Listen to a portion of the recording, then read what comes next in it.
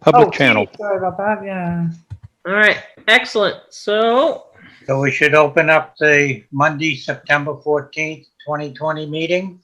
yep, at exactly 7:30, Chairman, you're on time. Good. And Amy, would you do the honors as usual? Yeah, I almost forgot to bring it with me, but the town of Littleton began conducting remote participation Zoom meetings pursuant to Governor Baker's emergency order suspending certain provisions of the open meeting law on March 19th, 2020. Since that time, unanticipated legal concerns relating to the open meeting law have been brought to our attention by town clerk. Those concerns were supported by the Attorney General's office and confirmed by town council. In response to these concerns, the town will implement the following changes, which in no way prohibit any member of the public from participating in discussion and sharing information during a public meeting, and will ensure that all listeners and participants have equal access to this meeting. People that join the Zoom meeting are set so their microphones are muted. If you called in by phone, please use *6 to mute or unmute your phone so the meeting can occur in an orderly fashion. We ask that people who join keep their microphones on mute so background noises do not interfere with the meeting. If you wish to participate in the meeting, please use the raise your hand function available on Zoom, or if you called in by phone, dial *9, which will activate the raise your hand function. The meeting host will notify the chairperson of the raised hands, and the chairperson will determine whether and when to allow public comment. When called upon, participants should unmute, then state their name and address. After speaking, we request the participant return their microphone back to mute. I guess we should move on to the approval of the minutes. Anybody got any omissions or corrections for last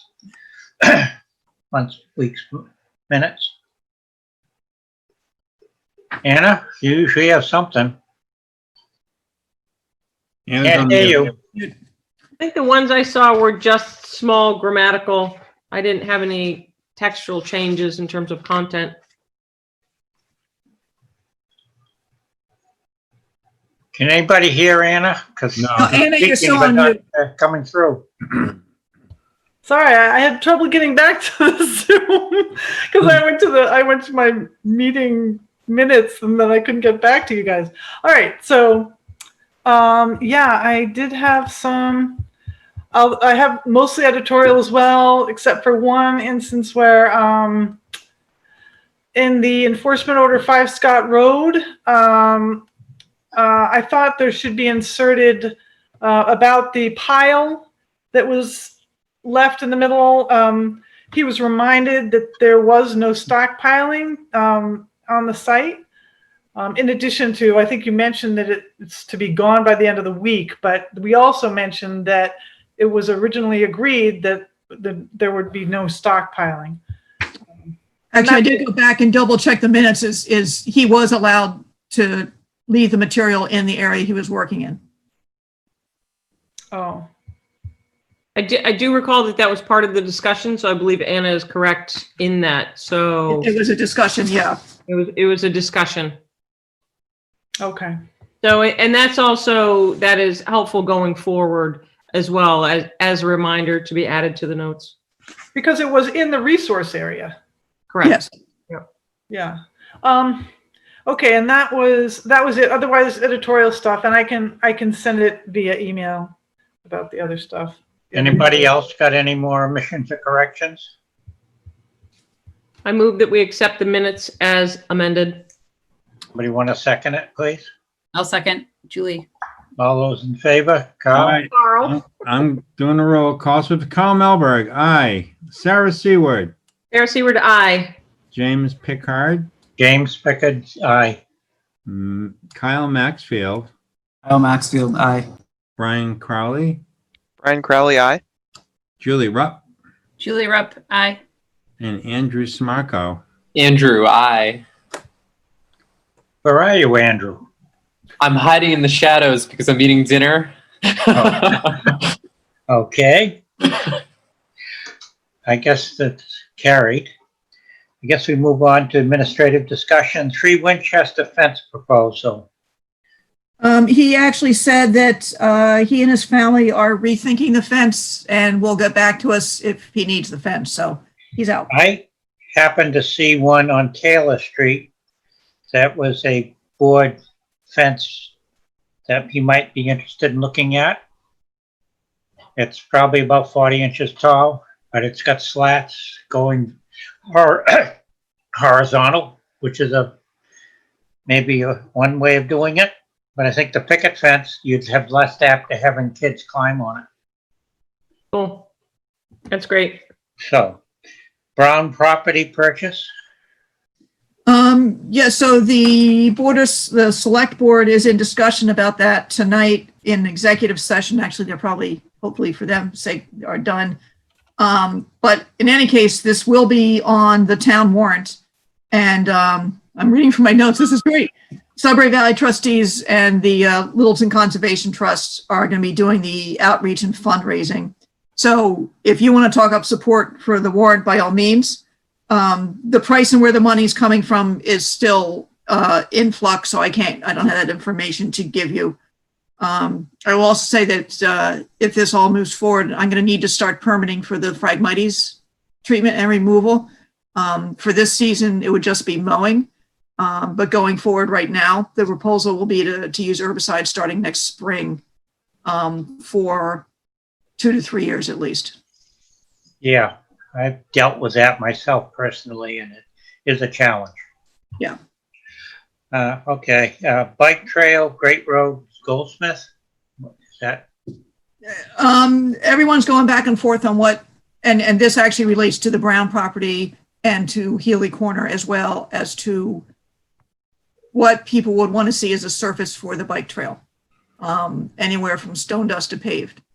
I believe we've kind of had a discussion with SVT about what to put into the conservation restriction for Healy Corner and potentially Brown. And I think we're going to put in a worst case that it's paved, assuming it'll probably be less than paved, which would mean either stone dust or some sort of gravel base. My experience here at the farm, and the gravel came from Foster Kimball's or the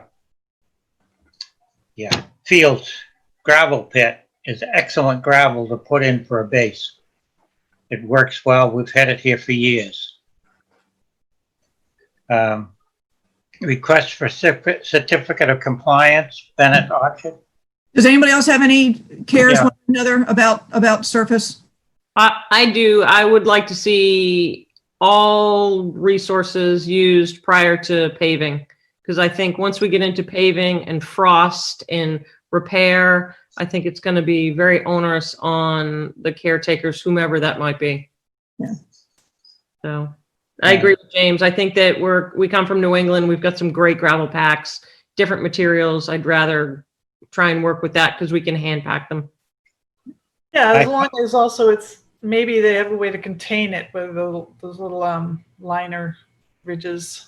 Yeah, if we need it, or they just don't make it as wide and allow for spread. Yeah, you can do So that. people can pass one another. Will we do a site walk at some point when it gets closer? I hope so. Yeah, it's going to need permitting. We can do a site walk anytime you want. The Fields have already put in a trail, as they're supposed to, over at Cooper, which is a mix of stone dust, and then it goes down to some road-based gravel. I personally hate stone dust. They're putting some in over at the school in Acton, and I'm going to keep a real close eye on what they're doing there, because theoretically they can put it in with binder, and if you compact it, and so we'll see. But yeah, anytime anyone wants to take a look at it, that's easy either from either side. Hey, Amy, who's responsible for maintaining that, like the trail at the Fields at the farm property? Well, that's part of the issue. Right now, Steve Marsh will be paving his part of it where his houses are. And then the rest of his property through the kind of field area where the manure piles used to be. He is committed to a certain amount of work, including paying for the parts of a bridge to go over the stream where we had the culverts taken out. So now Is that going to get done this fall? the Well, paving part will be done this fall. The rest of it, this is the Bike and Pedestrian Advisory Committee or whatever they're called, who is doing this.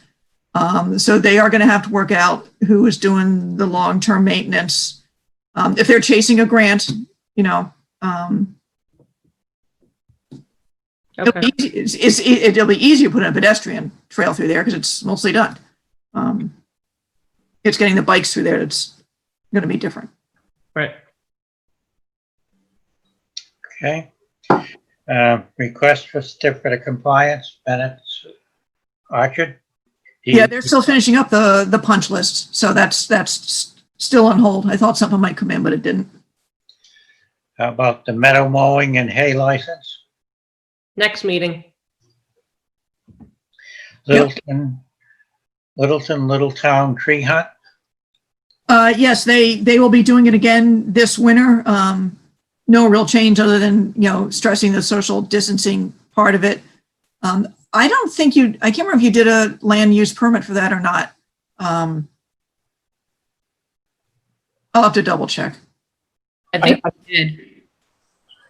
Julie, you think we did or you think we didn't?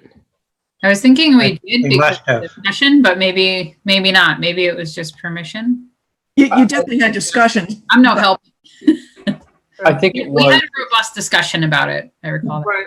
How did the storyboards go? I was going to say, because that's the other thing is they were great. I did one of the loops, and they seem to be very well attended, very well spaced out. Did anyone take pictures or did they get any kind of like kudos in the paper or anything like that? I have a couple pictures that I took when I was out there of, you know, the parking lot kind of full. I think things like that, when we think of what we add into the town report, that's just, it's such a nice thing to add in. We're always talking about other things, but that might be something just to keep aside on the list to add in. Yeah, because they're always looking for stuff like that for the town report, and it always is so last minute that it's hard. So And if you got a nice photo, that'd be great. this year I'm trying to remember to take photos as we go. Did we do a permit for that, or did we just have a discussion and vote I on was it? gonna say, there was a land use permit for it, and it was so well received. The library, or the Friends of the Library, want to do it again for October 31st, just at Cloverdale. So a book, maybe some carved pumpkins. I don't know the details, but Is that like in lieu of trick or treating? I don't think so. I think What are we doing Just be for that? cautious of the days because that's all over the map right now of what towns are gonna trick or treat, who's not. Whatever you want to do is fine, but I'd be cautious with that. Where we did the, gave them a permit, I think we should do the same for the town tree thing. Yeah. Maybe just follow through and be consistent, so as we have somebody that's responsible. Yeah, that's a great idea, especially pickup as well. Yep. I had heard good feedback about it on the Nextdoor app, I think it was. People were spreading the word and enthusiastic about it. Okay. Grove Road violation, Tammy? did you all see the pictures? No, I haven't. Let me see if I can, Where is that? Over to register. Colonial? It's a Long Lake neighborhood area. Why am I having a hard time here? Anna, what street is that next to? It's off of Goldsmith. If you go down Washington, Lincoln, Park, any of those streets, it's Yep. right at the end. Oh, okay. So can you see the screen? Yep. Yeah. Okay, so that's 8 Grove Street, which is not the issue. You can see the truck parked over here on the right, which is on the other side, looking back into it, has fill dumped behind it. And Okay. then, I don't know if it's the same people, or just the neighborhood is going crazy. Ooh, Okay. Yeah, we can see that. yeah. Whose okay. whose My cursor. property is it? My cursor's being really weird. There's another picture of it. I have sent him a letter. It's somebody in Vermont. So see what happens. And then in the same general area is this fort. Oh, wow. The trail going through the wetlands. There's the fort. What is that material? It looks like billboard. flaking apart like crazy. I don't know what it is. It's a mess. I mean, it's a mess. It's really bad. Yeah. No, whose shed is that? Is that on the Vermont property? No, I'm not sure if it's on the town property or property owned by Bonner. I haven't been able to go out there and actually measure where it is. And it's not conservation property, it's town property. Oh. So I gotta, the police are aware of it, and if they ever actually see, I'm assuming the kids who are doing this, I told them to put the fear of God into them. Oh, but somebody had to invest in the tarp and the bedazzling. I mean, somebody. Oh yeah, and I want the tarp if this thing comes down. You can just go take it down. Yeah, the community gardens could really use it. I gotta figure out what property it's on, see if the select board would be willing to, put it on their plate to have highway go in and clean it up. Right. Rather than the land stewards, because I don't want to make them do that. Yeah, they don't have the equipment for that. And it's been there for at least a year, and I've seen it from the other side, from 20 Forest, when they're doing that permitting. And from that side, it looks kind of small. So I don't know if they've increased it or if it always, because it's sort of well hidden in the vegetation. Amy, can you scroll back up to the nasty picture of the trail? Okay. Because that looks like sheetrock and blueboard. That's what it kind of looks like too, yeah. Okay. Yeah, so they're going to have to be careful when they pick that up because, as we know, once it gets wet, it disintegrates and leaves a residual. Yeah. Okay. Thank you. All right. I don't want to be the one to ask Chris to do that. Right. Okay. Can you forward those photos on to the select board? Yes, I will. I just want to go out and measure first and see if it's on town property or private property. Okay, cool. Thank you. Hopefully next week.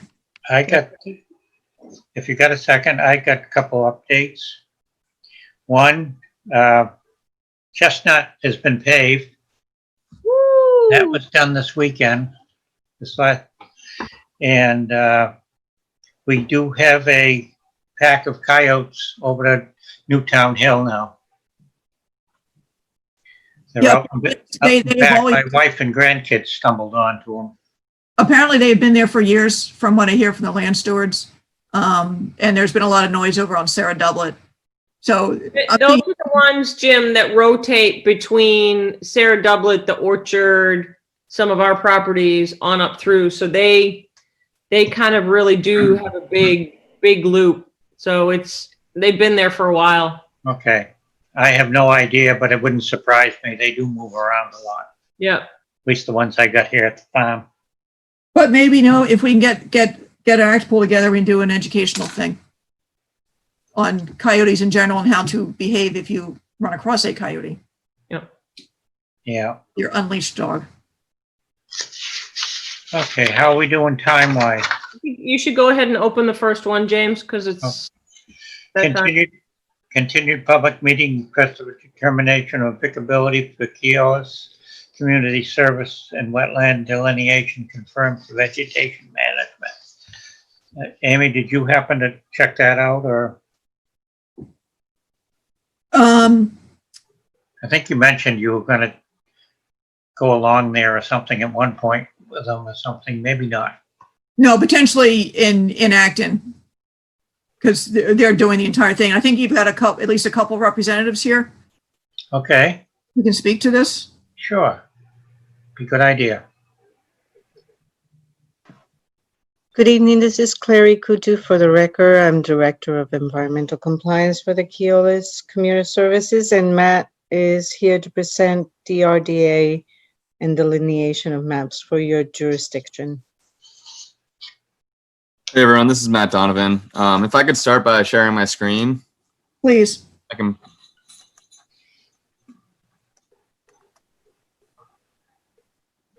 So this is our vegetation management website for Keolis.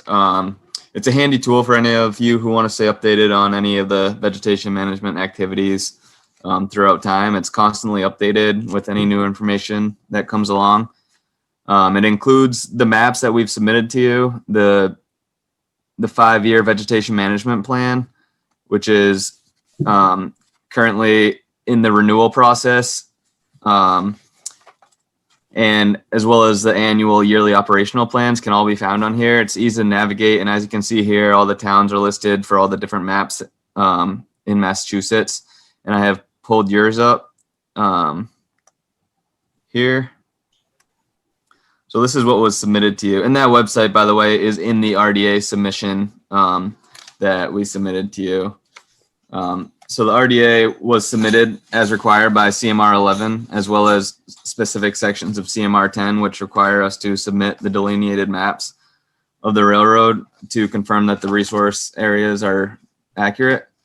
The requirements are part of the 5-year vegetation management plan, which is designed to manage and control vegetation necessary to keep the railroad and public safe. Great measures are taken to keep the sensitive areas protected throughout this plan. And the sensitive area restrictions can be found and they're described in detail in CMR 11.04, as well as. There you go. Can you slide that over? Thank you. Slide what over? Yeah, no, so we could see it. You hadn't slid your laptop over, so. Okay. Sorry, reference. We were looking at the far right side. Okay, so is it good now? If you want to just use your cursor and outline for the commission, that would be great. Yeah, so this is the railroad here that runs through your town. And this is the key down here with the limited spray zones that I'll get to in a minute. So as part of the 5-year plan, which is regulated on all levels from federal to state to municipal, your commission, the Board of Health, the Board of Selectmen, and the Department of Agricultural Resources are supplied annually with a yearly operational plan that is consistent with the 5-year plan. You should receive that every year at the beginning of the year.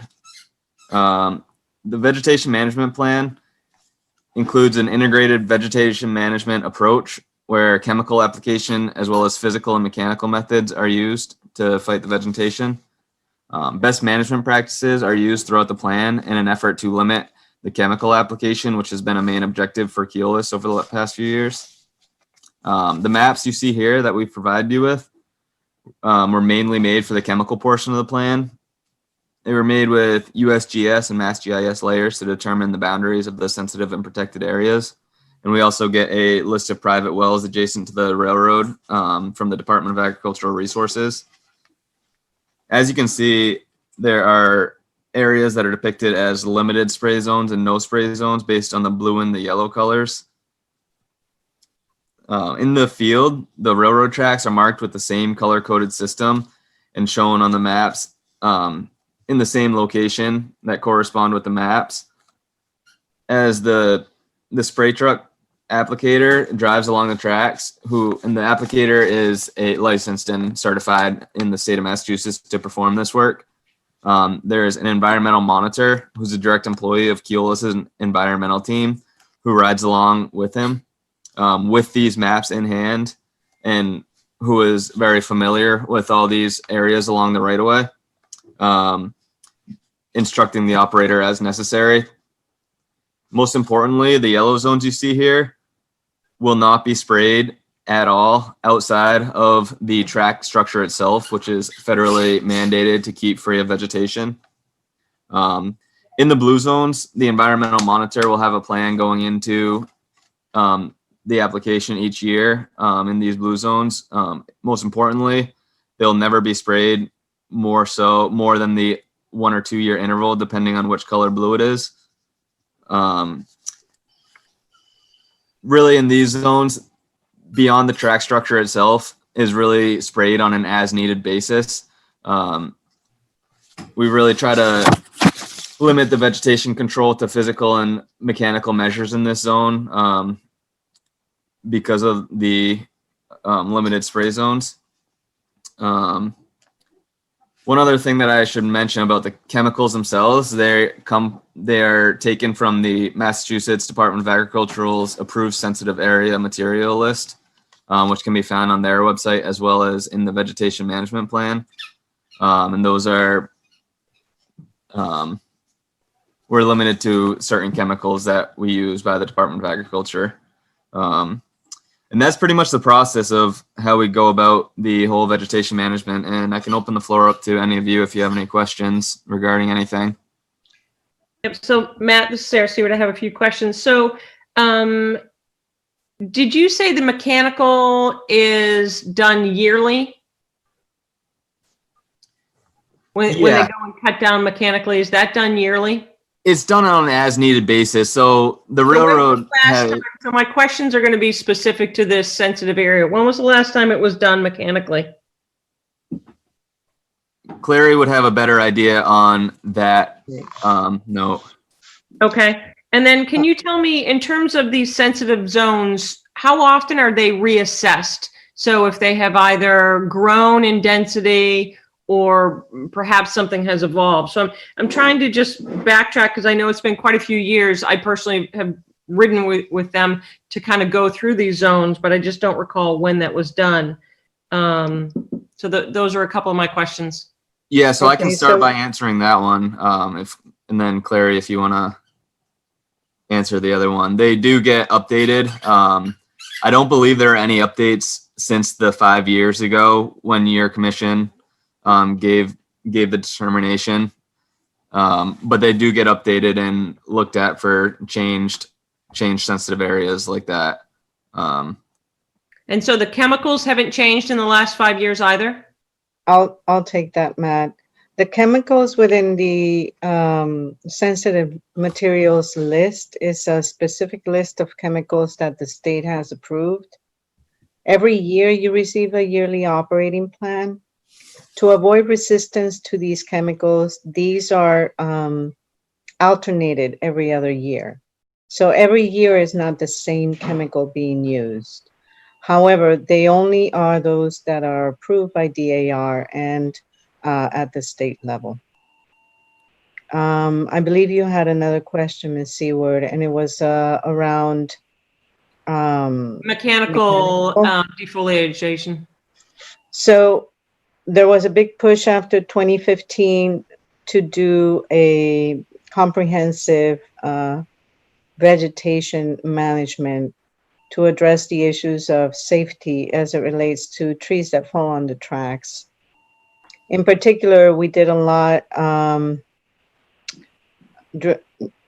actually, this is the Fitchburg. Yes, actually, we did a lot of tree cutting activities and mechanical cutting activities through the FML line. So I'm not sure, and I would have to go back to see if we actually covered any tree cutting activities here.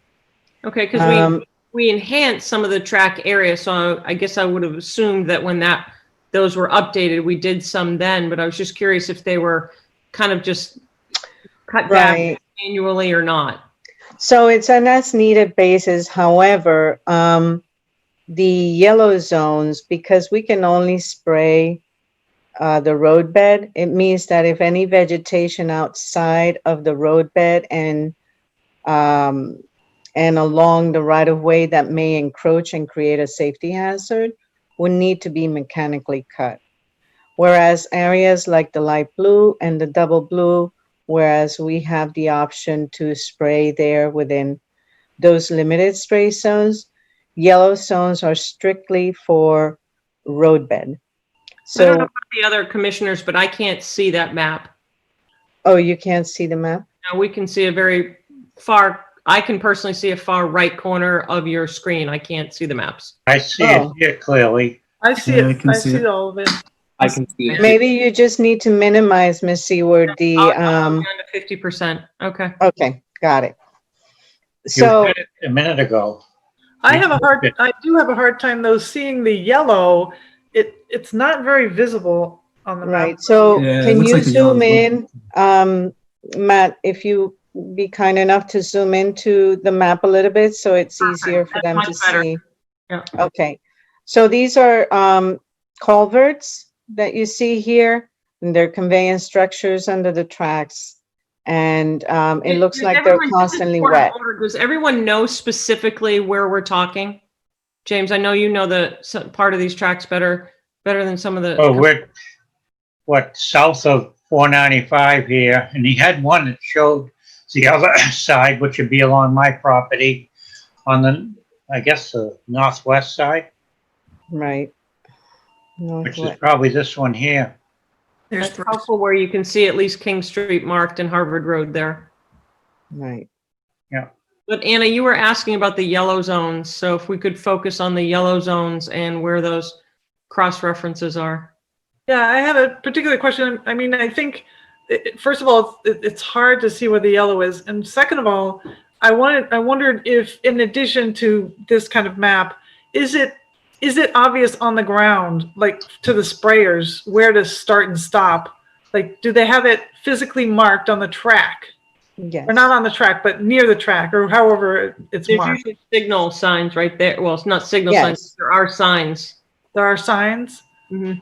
Yes, and aside from the markers in the field, there are plaques, and the Fitchburg main line was one of the first lines that we have geocoded and georeferenced.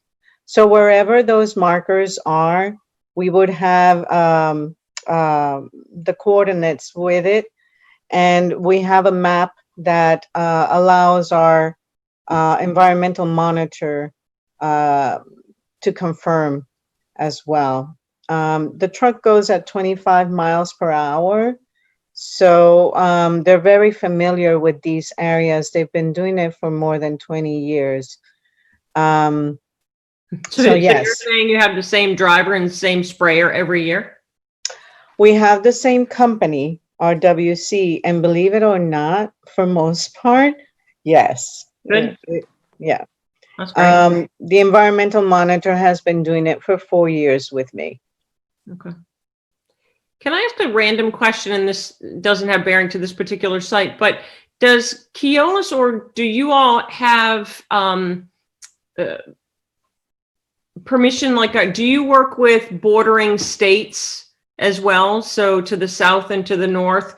And I guess where I'm going with the question is, does the application or the pesticide vary from state to state what is allowed? I'm curious if one is more stringent perhaps than another.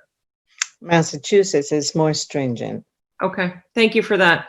Right, and we do cross into Rhode Island, and we do have some tracks, spur tracks, in New Hampshire.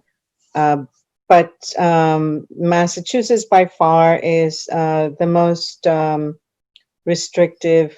Yeah, Okay, thank you. you're welcome. When is this spraying to occur?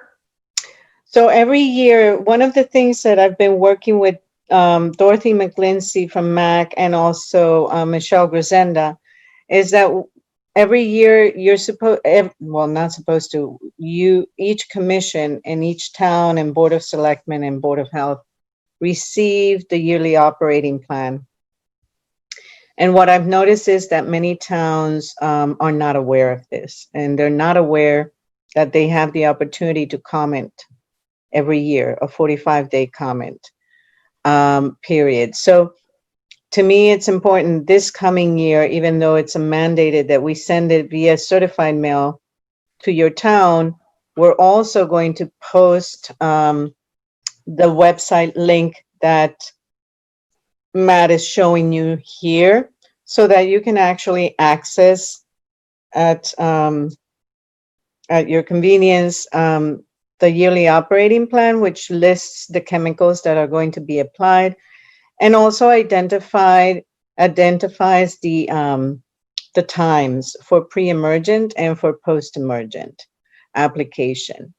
And that's important because each commission, each town has 45 days to comment, just like they have 45 days to comment during the VMP process for 5 years, which, by the way, ends on October 9th this year. And have a question about, so when you mechanically, or even with the spray, spray or mechanically remove vegetation, particularly invasive vegetation. And I wasn't aware of this operating plan, so perhaps some of that is covered, but I'm sure you appreciate a linear feature that travels a long distance, has the opportunity to transport a lot of seeds, and we're, really learning the impact of some of these invasive plant species, more recently than we used to know. And so I was just wondering, is the railroad working on that at all? Is that part of your practice? And if you could just provide some information. So we have been mapping, I worked with Mary Rimmer and Pat Seekamp, who are both wetland scientists, professional wetland scientists. And we have identified the most prevalent invasive species along the right-of-way. It's over 5,000 acres of right-of-way. So what I would like to focus in the next 5 years would be to address the invasives that we find mostly around culverts and bridges, because these structures need to be specifically inspected and maintained to ensure that there are no significant safety risks to operations. But yes, it's not very easy to eradicate knotweed and Phragmites and things like that. So we're going to have to put together sort of like a trial period for specifically bridges and culverts. But we don't have a program because it's really, really complex, and the level of effort is really complex. So we kind of work through it as we're replacing culverts or replacing bridges. Is it, and Julie, that brought forth a great thought in terms of, would they be willing to do a test spot of a tract of land where they are cutting and harvesting, but then to stop, clean the blades, and then move on? Because we're very concerned with the spread of what's carrying at 25 miles per hour, if that's the speed to which they're cutting as well. Oh, no, the 25, I'm sorry. That's the spray? I'm sorry. The 25 miles per hour is only for spray. When they do mechanical cutting, it can be hand tools or it can be high rail. And it's not at 25 miles per hour. But even at the high rail, how do we confirm that we're trying to minimize the spread in terms of picking up and just traveling? Would they be ever willing to consider a stop and start method that would at least kind of dump and then start to cut and move on? Right, that's what they do.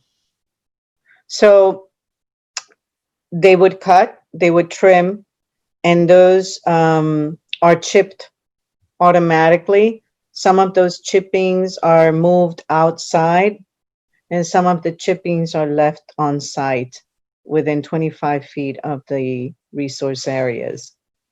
There is no other, unfortunately, better way to do it. Okay. And that method that you just spoke of is in your operation manual? It's in the vegetation management plan, Okay. yes. Thank you. I would think some of it would be timing before stuff goes to seed. Would be a way. When we're talking about invasives, yes, like knotweed, yes. Before it goes to seed, like in the fall, it's better to apply foliar. And that's what's really complicated in managing these invasives along the right of way. It's just a lot of effort. So I think we're targeting mostly those that are alongside the culverts and bridges as we replace them, if that makes sense.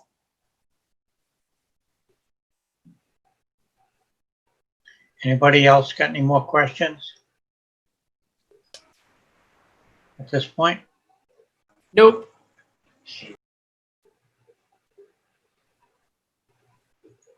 Amy, have you got any opinions? No, I do not. I do get the yearly cards, and I don't think I've been necessarily consistent about letting you guys know when they come in. I certainly let you know when the 5-year ones come in, but not the yearly one. So I'll make sure I'll let you know when they come in, and weigh them to you. I will also say that this process and the notification and the BMPs and the yearly operational plans have come a long way, especially recently. And I don't know, I don't know if it's necessary this time, but perhaps when it's kind of off season for these guys, it might be worth me not necessarily walking, but doing a rail ride with Mary Rimmer or whoever, just to double check these areas. Yeah, I'm interested in how much drift and whether there have been studies about the absorption in the soil and how much they transport via groundwater. The Right. chemicals. So that's two really good questions. So first of all, and maybe Matt, you want to explain this to them by showing them what the licensed applicator needs to manage and maintain a daily log. So first of all, if it's raining, there's no spray. If the areas are wet, we're not spraying. If it's windy, we're not spraying. So the applicator has a responsibility to ensure they maintain their license, to catalog all the information, and you can find this in the VMP. And that's to answer your first question. Your second comment is, oh my goodness, I got distracted with the VMP. I completely forgot what was the second thing. You're on mute, sorry. It's travel through groundwater. Oh, yes. So glyphosate, which is mostly the chemical that we use, there's a good case study in the website, the Rights of Way Management website, that explains the evaluation of glyphosate and how it's absorbed. And, it's a really good read. I obviously am not a chemical engineer by any means, so I really wouldn't be able to answer that. But it's a good article, and they have it posted in the DAR website. Yeah, glyphosate is basically Roundup, just from what I know. Anyway. There's a whole different versions of it. Yeah. Yes. Yeah, this is the aquatic version, I assume. I would not be able to answer that. Okay, because they're However, two types. Okay. right. However, I encourage the commissioners that if they have specific questions relating to the herbicides themselves, you have an opportunity to write to DAR via email to Clayton Edwards and ask those questions by October 9th, which is the VMP closure.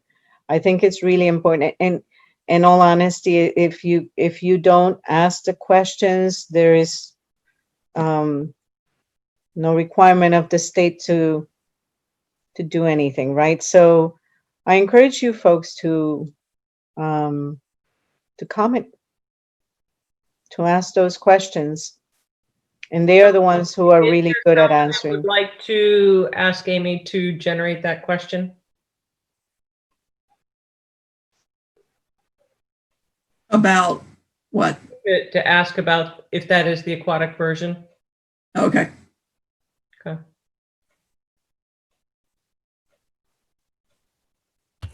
And also maybe the leaching. So I think it is worthy of the to go on record to ask the question.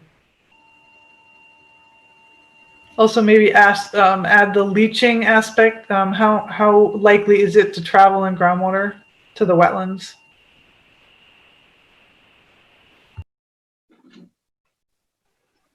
It says right there that's the aquatic version, doesn't it?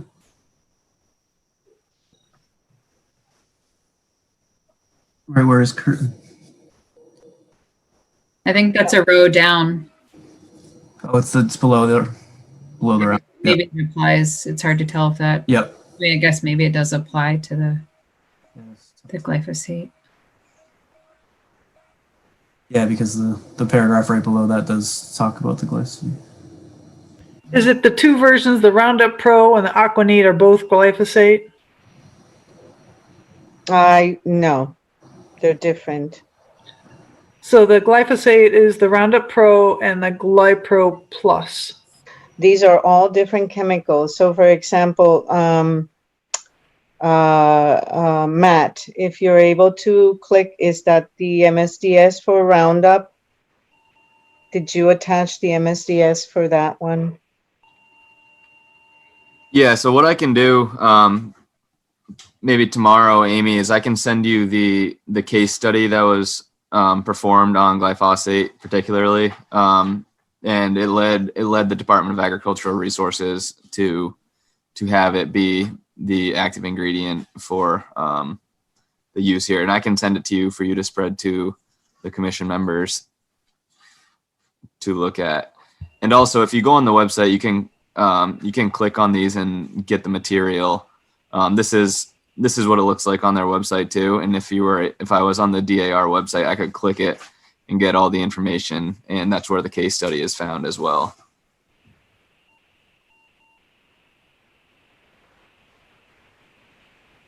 I think these are all relevant questions for sure. So the active ingredient and the common product name is listed on the second column.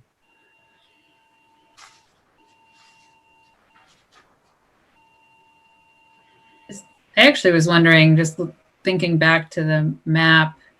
I mean, but railroads, of course, just historically have been built through wetlands, and that's just how it's been. But in one of the maps, there's quite a few layers of a habitat for sensitive species, the DEP zone 2. I'm wondering, and I think that was it's the 1 year interval. Oh no, it's the 2 year interval. Are there any greater intervals? It just seems like that's a really sensitive area, and perhaps would, I don't know if it makes sense to evaluate that for track only spray through there. And I think that area is hydrologically connected with our drinking water, just farther to the north and east, our Whitcomb Ave wells. Are you speaking of the area within milepost 31? That area in the map? Yep. Yeah, the pink. So it's overlapping layers. Okay, So this is zone 2. Right. Right. Yeah. So for this particular area, well, let me take a step back. So first of all, NHESP will review all these maps on an annual basis. So when you receive them at the beginning of the year for the yearly operating plan, when you receive the yearly operating plan, DAR receives it as well, and NHESP will receive it as well to review that there are no changes in the species that are within your jurisdiction. So they actually review these and on an annual basis. Second, and most importantly, just because it says that we can spray every 2 years, it doesn't mean we necessarily will. If these areas do not require any spray at all, we won't spray because number one, there is no need for it. Number two, we're actually, it's cost effective not to spray. And number three, wherever we would benefit from having mechanical hand tools control, we would do that preferably. So I understand your concern, but for me, it's more important to ensure that the vegetation that's growing in and around those areas is controlled mostly mechanically rather than chemically. So if we can avoid the chemicals, we will do that as a best management practice. Also, I would imagine though that I mean, us as a commission, we probably wouldn't be able to consider that. We'd have to just say, look at it as written, as the potential for spraying. correct. The potential is for every 2 years. So, and I apologize because I think we chatted about this at the beginning. Can you just go over a verbal history of the last few years, what has been done? So For instance, the last 3 years? for Fitchburg Main Line, the pre-emergent happens for all lines. The pre-emergent will happen at the beginning of the month of May. It depends on the weather. So the first 2-3 weeks of May, we apply pre-emergent across the entire system, mostly on the tie to tie and areas where we can spray. In the fall, between August and September, second week of August into September, we apply brush control. So all those activities that require foliar application. Throughout the year, we would do mechanical as needed in different areas. And every time we do mechanical, if it's via third party, they would use the NCA 300 to evaluate vegetation, and they would do stump treatment if they do any tree cutting activities. And that's what happens every year. But some years we don't do any mechanical simply because we can't, given the operations logistics. And some years we won't do any spray within these areas at all. So we skip every other 2 years. We evaluate the year before to see if it's even necessary. And if it's not necessary, we won't spray that year. Okay, thank you. That's helpful. I guess my question is, do we have the data here for us tonight? What has been done the last 2 or 3 years? No, because I don't have that data in sort of like a table per town. I can, identify which areas have been cut, but I would need to go back to a map or a table that we have to identify which tracks and, which towns. I think So that I would be don't helpful have. because I think I was led to believe at the beginning when Matt showed it was town by town and that you can see your maps, that it would be nice to have that data there at that same placement. So unfortunately, that data is not necessarily something that's relatable to the requirements for the issuance of the yearly operating plans. So the website that Matt has is specifically for the maps that are approved. So I can't add additional information. You know what I mean? It would be, but yeah, I appreciate your answer. I think I would like to see the data. I think it may be a problem. Didn't the Kyotos take over from somebody else, Mass Transit or something? Was somebody else, I remember Ian walking the tracks. Right, but since Ian's passing, we've been on the tracks. I've been on the tracks. Yeah, but I'm just saying it's Not recently, but we've been on the tracks. different management of the rail system, I believe. Right. the reason why we are not doing high rails right now is because of COVID-19. When we do reviews of the maps, we can actually, the 5-year review is where you have an opportunity to go out and take a look at the markings and all of that. However, at this time around, we're not Unfortunately, it's really hard to do high rail because there's only a certain amount of people allowed in the high rail truck, and unless you are RWP, it's really hard to do so. So, yeah. I was wondering, and you may have mentioned this and I missed it, but in those areas where you do spray, how far from the track are you allowed to spray, or do you spray? You said you contain it within the bed, the railroad bed otherwise, but other than those areas where you just do that, how far does the spray go? So we stay within the right of way.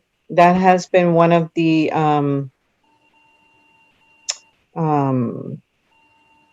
methodologies practice, if you will. Even though the property line varies between towns, we kind of go by either the fence line or what we understand from past experience, and mostly because we have people who've been doing this for many, many years. We try to stay within the right of way, even though we could go and extend it beyond that. We would And how not many do feet are the that. right of way? So it varies because each town varies, because sometimes we have one track, or sometimes we have two tracks, sometimes we have three tracks. So it varies significantly. Even within one town, it would vary. So, oh, that's a good profile. So we try to stay within the right of way simply because it becomes complicated to spray beyond that, and we have to protect our community members, and also we can't do that. It would be really complicated. So we stay within the right of way, and we plan it ahead of time so that we know precisely what areas need it more than others. And we take into consideration what we talked about earlier. I would encourage you to, I mean, it's a little bit of light reading for nighttime, but I would encourage you to read the VMP because it might just answer a lot of the questions you might have. James, we got to keep going. Yep.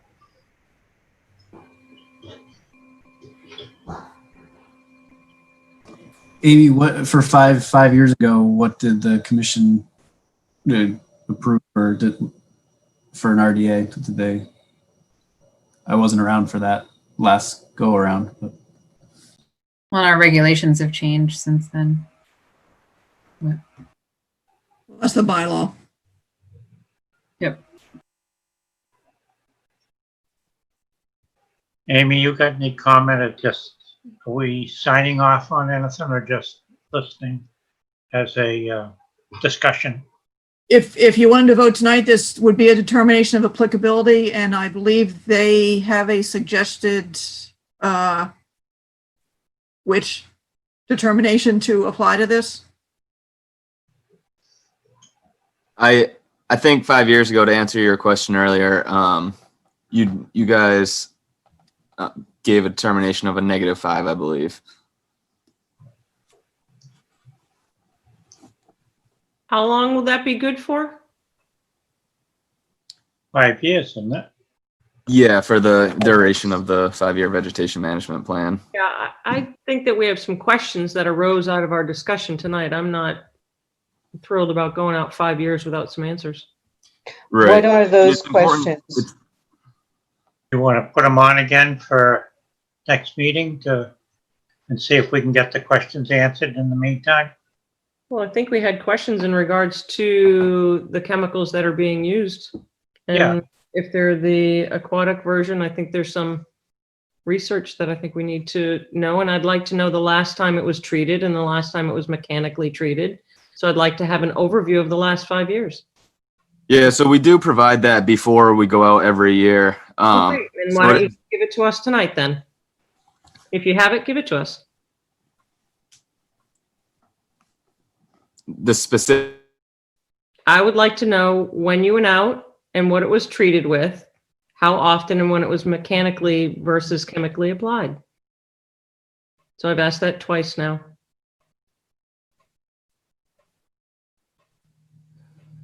You can go to the yearly operating plan. The 2020. So this will show you the That chemical. will show us what's been done over the last 5 years. That will tell us all the chemicals that were And used. mechanical as well? Mechanical would be, like I said, mechanical would be a different, because it's only Right. done You stated as that needed. that we don't have. All I'm asking for is for you to give us all the reports that we would like to have. So I would like to know when they went out mechanically as well. Okay, so we don't issue daily reports for mechanical because they can go out there if there's a tree hanging loose after a storm. So that's really complicated, Ms. Seward. What I can do and provide to the commission is when we did the full tree cutting expedition. Right. That's what I'm looking for. I'm not Okay. looking for the random. I'm looking for Right. when they pointedly went out to determine what needed to be cut and what was cut, and if that was done annually or biannually. So It kind of sounds like they're gonna do some research and come you back. can go ahead and vote. That's fine. You can do that as well. What did you say, Sarah? I didn't catch it No, completely. I mean, if the commission wants to go ahead and close it tonight, that's fine. I'm just saying that I had other questions, but that's fine. It is important to keep in mind that you do have the opportunity for this discussion annually, as we do send you this yearly operational plan. Although the maps are being approved for 5 years, we do send these yearly operational plans each and every year for any comment that you guys have. You're And asking for that- us to give you, to approve this for 5 years. So then we would have to modify it. And Matt, correct me if I'm wrong. I don't recall you guys coming in for a meeting to I've been around for 3.5. And I Right, don't so recall any like presentations for the yearly, so that So the yearly operating plan is not a presentation. The yearly operating plan is a submittal Yep. required under the 333 CMR. Yep. And then you receive that submittal and you have 45 days. Everybody across the state has 45 days to comment. sure. I have concerns about the map. If you could bring the map up again, please. I mean, if we have concerns about the map, what then? Are you? So today, the RDA is mostly to address whether these delineations are, in your knowledge, if they have changed since 2015 or if they haven't. So that's basically what the RDA is for. Delineations as in wetland delineations? Not a delineation on site, but these have been delineated and were delineated a very long time ago. So if you understand that there is a change, that's why they don't change. These maps don't change often unless a wetland increases or decreases, or I don't know. Right. This is really, But I mean, if we have concerns about the length of no spray or that kind of delineation, so that would are you be able to modify that? that right. So if you go on inside, zoom in, Matt. Like, Could you go to the yellow areas, the down at the bottom? Now the yellow, if you zoom in a little bit more, the yellow is either on one side or the other. Are you spraying? So is the yellow no spray on one side and then low spray on the other? Looks like. So let's look at 29.62.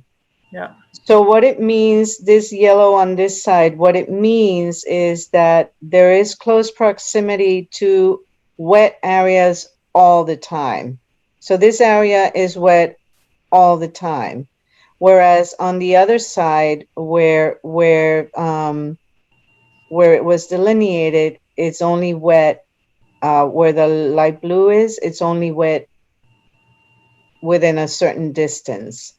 But we can still spray on a limited basis. So if it's wet, we don't spray. If it's not wet, if it's dry, it can be sprayed.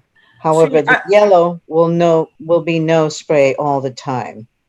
Because I would think that, I mean, that area is right where the culvert goes through.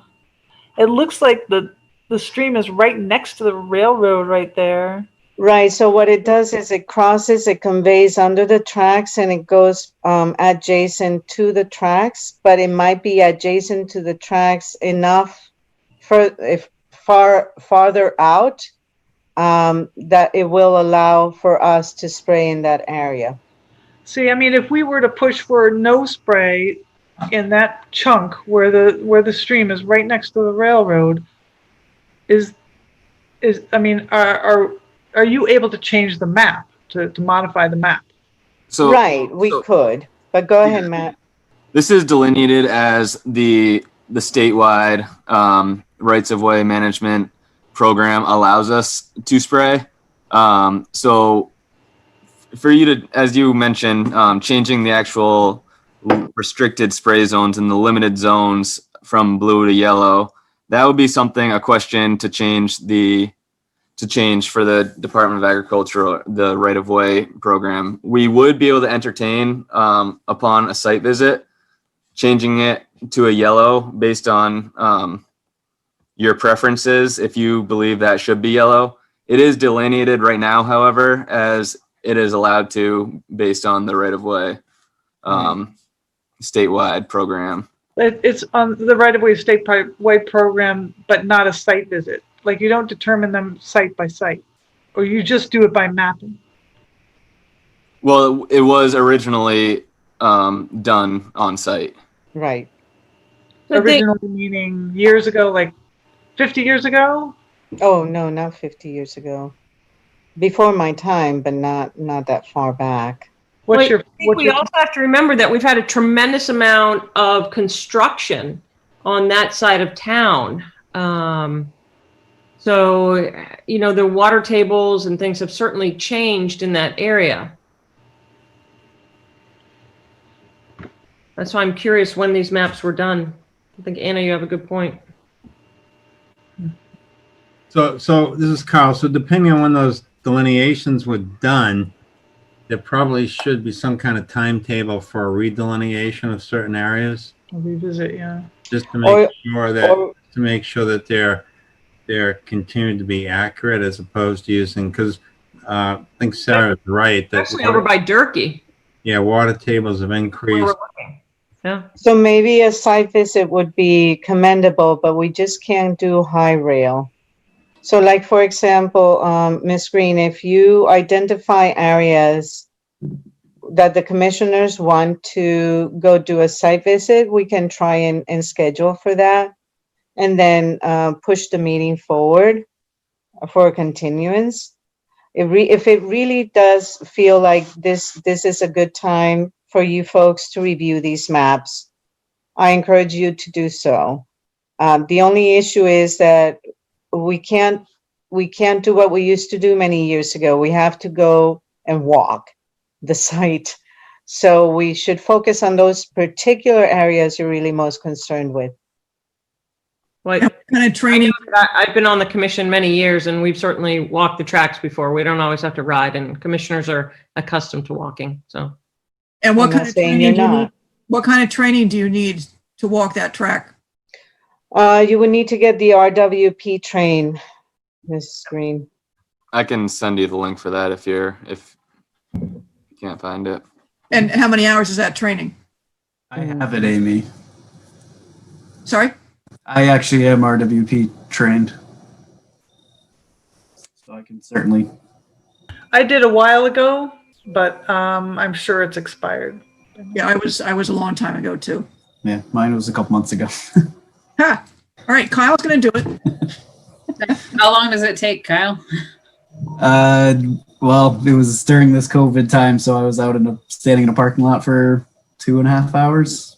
It was an in-person training, socially distanced in a parking lot. It wasn't an online thing.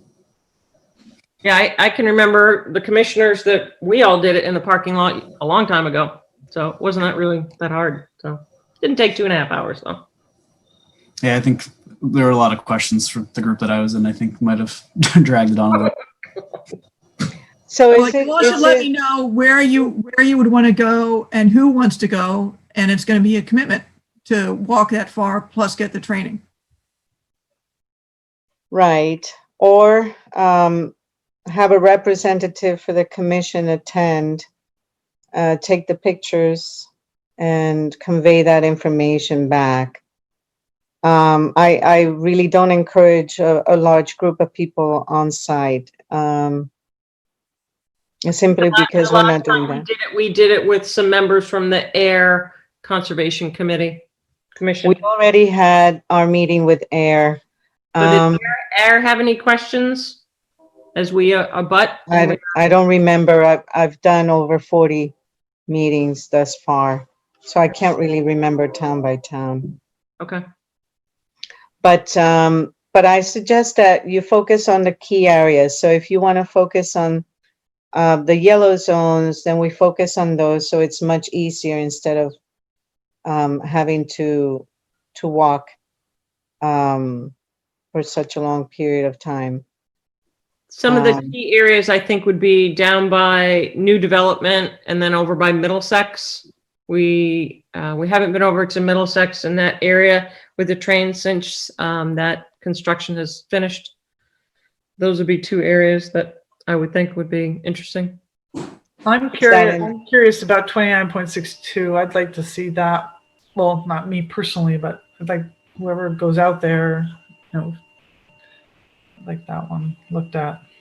Okay, and then on the other map, Matt, what is the area that Ms. Seaward is saying?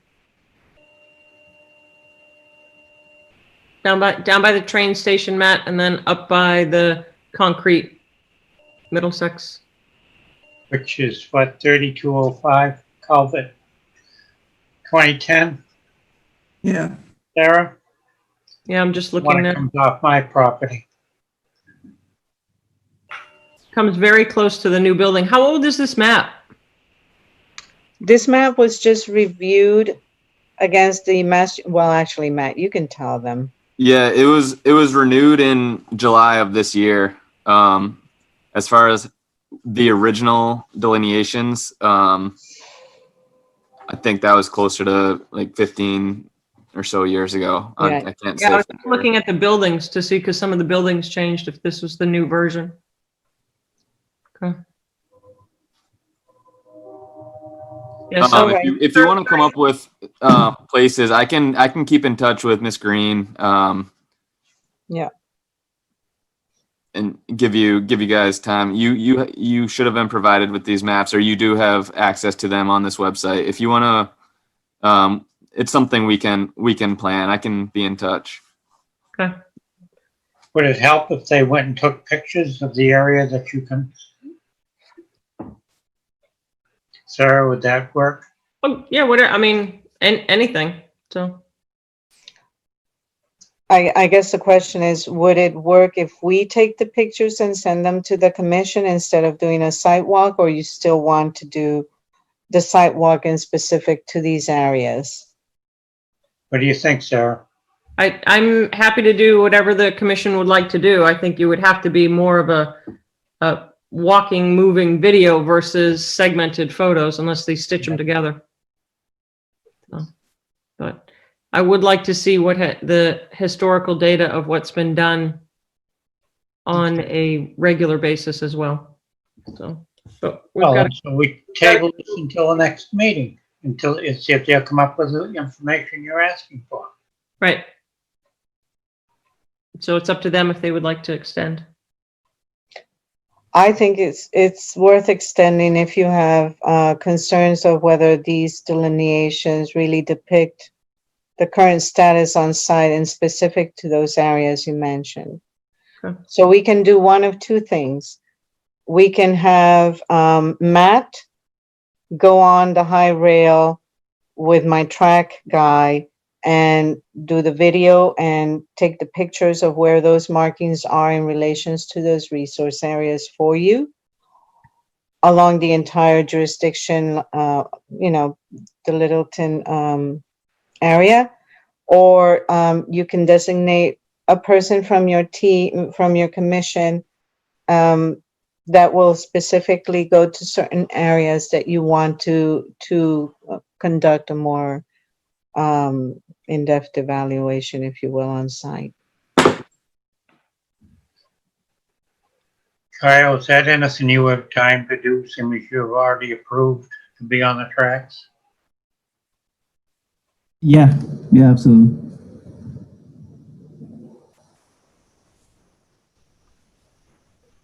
Yes, That's something you want to have the time to follow up on. yeah, if you think it's worthwhile for those couple areas, I can certainly make the time. I think there might be another one further up at Bennett's Brook, which is, there's Yeah, this crossing at 32, and then there's Bennett's Brook there where they put a whole new big culvert in up. I don't know whether it's in Air or in Littleton. It's got to be down close. It goes into Speck Pond, I believe it is. Is that the one by Stoneyard, Jim? Probably. It's up, yeah, it's up in that area. It's on the other. Right. Yeah, Kyle, that might be another good area. That'll be interesting. Okay. I don't see it listed. You're going the wrong way. You got to go back. The other mapping, it's off of this. I think it's off of this one. Maybe, do you have another one that goes further towards there? that's the town line at 33.23, right? No. Not if that's coming off my property. It's a long ways from it. Okay, well, we can try and figure out where those spots are. We got to keep going. Yep. So continue this until the 28th. I'm not sure if you'll be able to organize site walks by then, but see how it goes. Okay. Does that sound clear? Yep. Thank you. Yes, and if Ms. Green can make sure she sends us an email to confirm the questions specifically that you want to have addressed. Thank you. I appreciate it. Have a good evening. Thank you all. Good night. You too. Thank you. Minor project change, 8 Mason Brook, 204-891, modification to a drainage design. Is there anybody here for that? Why don't we kick that to the end and I can cover that? Okay. Continued discussion update, 5 Scott Road enforcement order of conditions, Mass DEP file number 204-907. Somebody gonna speak to that? I saw Matt. Matt, you're on mute. There he is. Yeah, okay, thanks, guys. Sorry about that. Just computer was just acting up. Amy, is it possible for me to share screen? Yes, please. You should have it right there.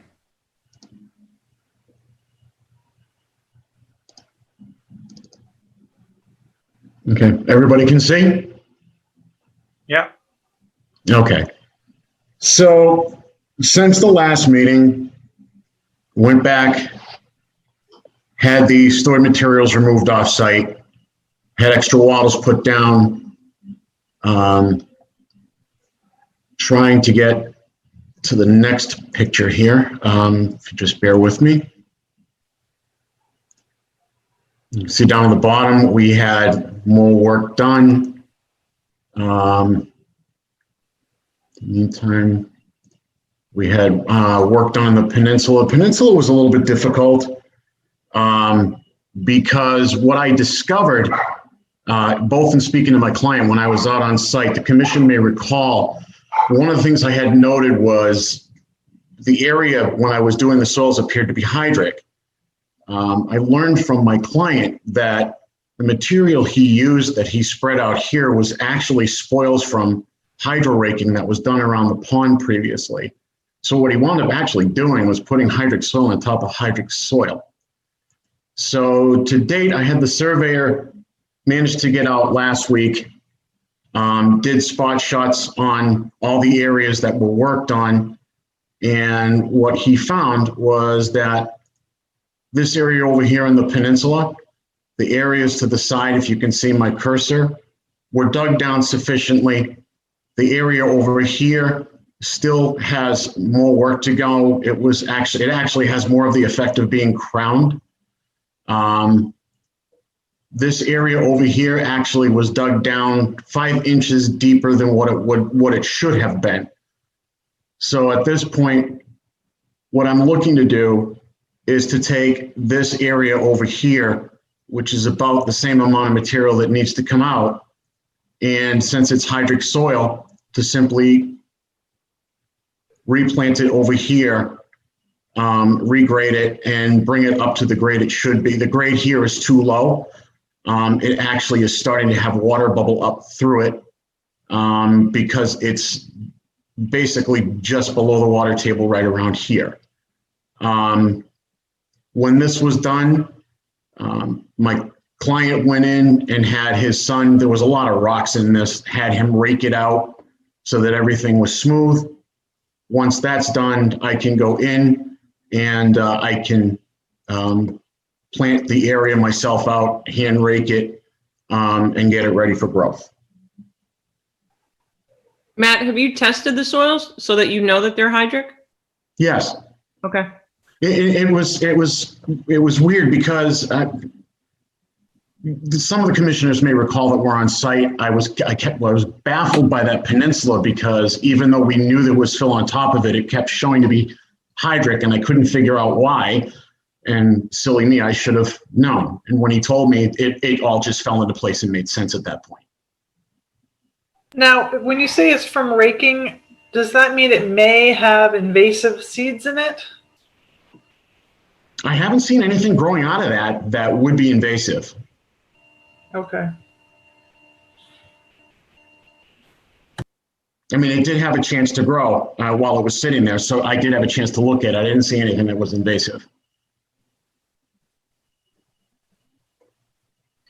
Excellent question. Thank you for asking. It just seems though if it is, it's sloped, you'd be washing the seeds or what have you right back into the lake again. If that's where the fill came from the hydro raking and stuff. Mm-hmm. Again, I haven't seen anything invasive growing there.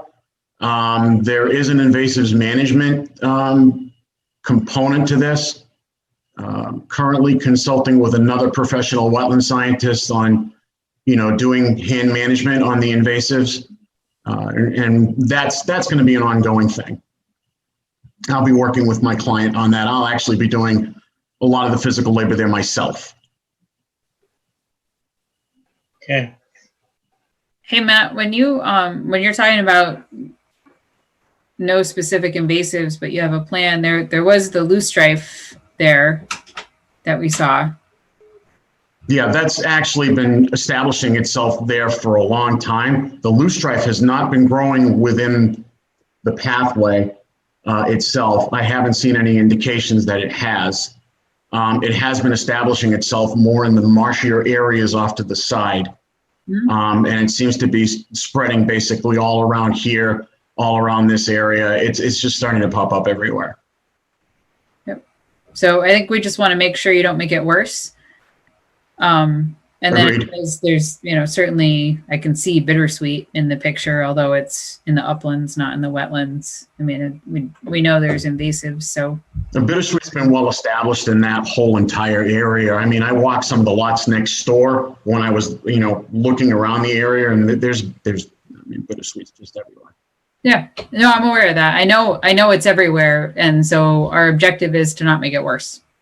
So I just wanted to No, agreed. I don't foresee it making it worse from the actions of doing the restoration. It would just be a matter of getting a handle on it and keeping it managed for what's already there. Now, I have another question about, I thought you were both doing the excavation by surveyed, depth, but also by the soil type. There was fill brought into that area, and the area is naturally hummocked and, not flat.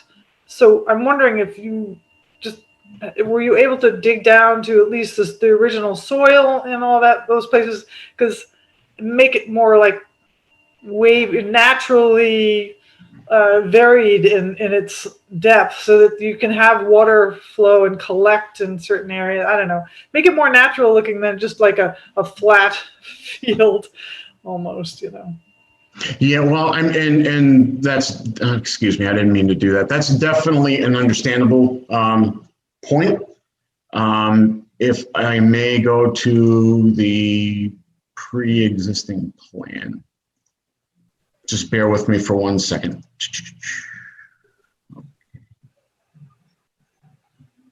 Wow, okay. It's not previewing. I apologize. I don't know why it's doing that to me. All I can tell you is that we had the areas specifically shot when the order of conditions was granted. We had varied elevations all around the area. Those elevations were reshot last week by the surveyor. Those elevations, essentially, he's met over here. He's gone too deep in this area over here, and he's got just a little ways to go in this area over here. So essentially what's going to wind up happening is that the pre and post, the pre-development, or the pre-fill, I should say, the elevations will match what was there. The soils all around the wetland area here, which was where he filled wetland over here, are hydric. And these soils were hydric on top of hydric. So you've got conditions that are good. I think this restoration area is going to take very well. The mix that I have is an excellent mix that I've used quite successfully in many a restoration area from New England wetland plants. I'm sure you guys are all familiar with it. I think it'll take very, very nicely. I mean, it's going to take a little while to grow in and really get lush, but it should do it rather quickly.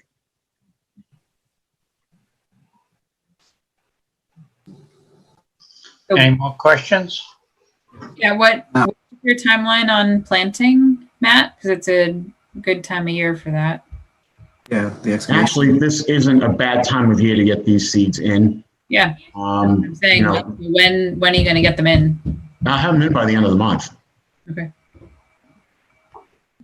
And then It's actually a lot better than if I had tried to plant them in the summer with all the dry spell that we had. I mean, it probably would have just been nothing more than bird fodder at that point. Yep. Now it's a different story, because even though we're still in a rain deficit, we had like good days of rain that's actually starting to reestablish some of the water table in that area, which is actually good for the entire area. And it should establish itself rather well.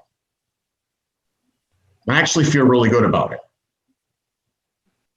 And then you're going to babysit the seeds for a little bit to have them germinate? Well, yeah.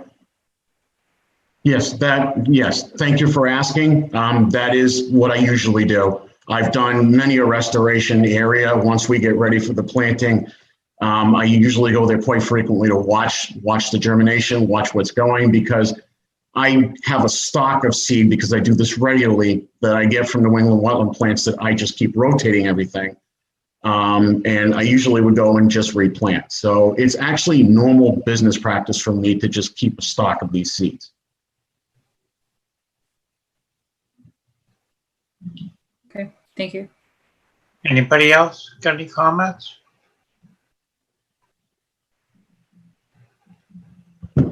I guess if not, thank you for your report. Thanks, sir.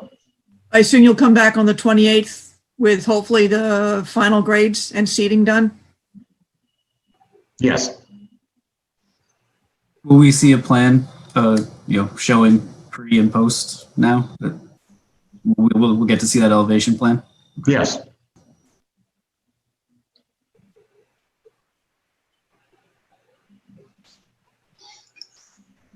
Well, I guess I'd have to say thank you, and we need to move on to the next.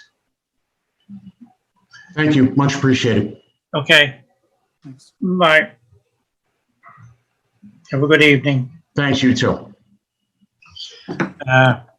Continued public hearing notice of intent, 336, 338 King Street, U19 38-0, 28-1, and Mass DEP file number 2049XX, Senior Residence Development, with 24 residential dwellings, units, and parking, stormwater, and BMP, and on-site septic. Is somebody gonna speak to that? Good evening, Bruce Ringwall from GPR representing Masco Housing on this application. May I share the screen? Please. Alrighty.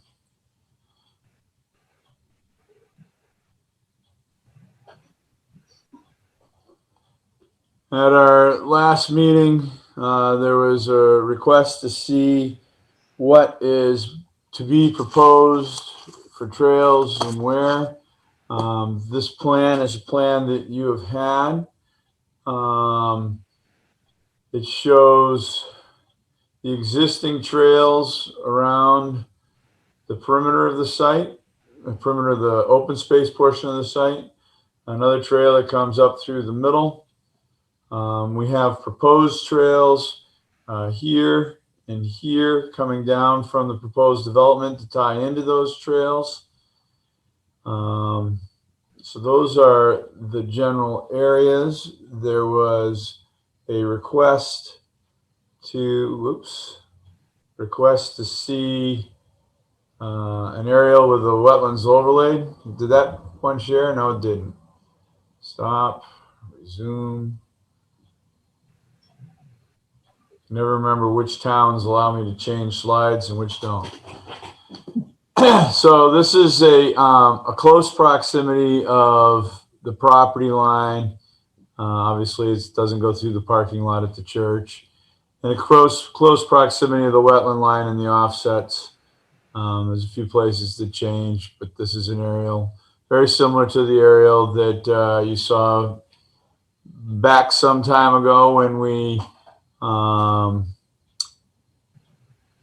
we're doing the RDA. And I'm going to stop and reshare yet again. Whoops, there it comes.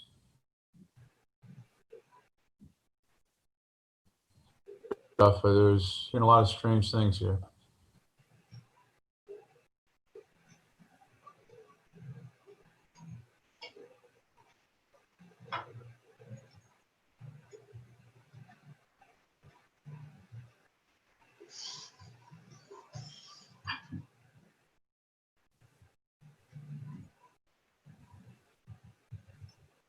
You stuck, Bruce?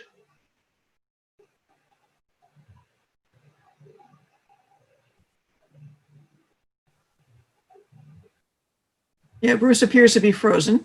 I think he's frozen. I seem to be frozen. Can you hear me? Oh, he's concentrating really hard. Hello? Hello? We can hear you. Oh, we can hear. All right. You are frozen, though. Your video. Did you hear me before? Huh? We can hear Hello, you. hello. We can hear you, Bruce. Yeah, Bruce, we could hear you right up until you went to change screens. Okay, so I got a circle rolling around while I'm trying to change screens. Can you go all the way out from screen sharing? I did, I thought. Yeah. Huh. All right, well, I'll switch the gears while my screen circles around. We also submitted to you a plan for wet meadow mowing, trailing, and grass maintenance and plantings. This is a document that was prepared by the folks that are the applicant. Have you guys, did you circulate this for everybody, or shall I go through the whole thing? Amy did circulate. Amy, you don't have access to that where you are, do you? I did not get a chance to load it. That's any place. Okay. Yep. Never mind. Okay. Yeah, we did. She did send it around, Bruce.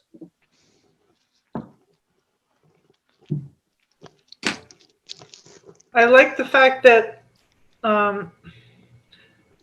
a lot of it was every other year mowing, and some of it, I think the path itself was every year, but then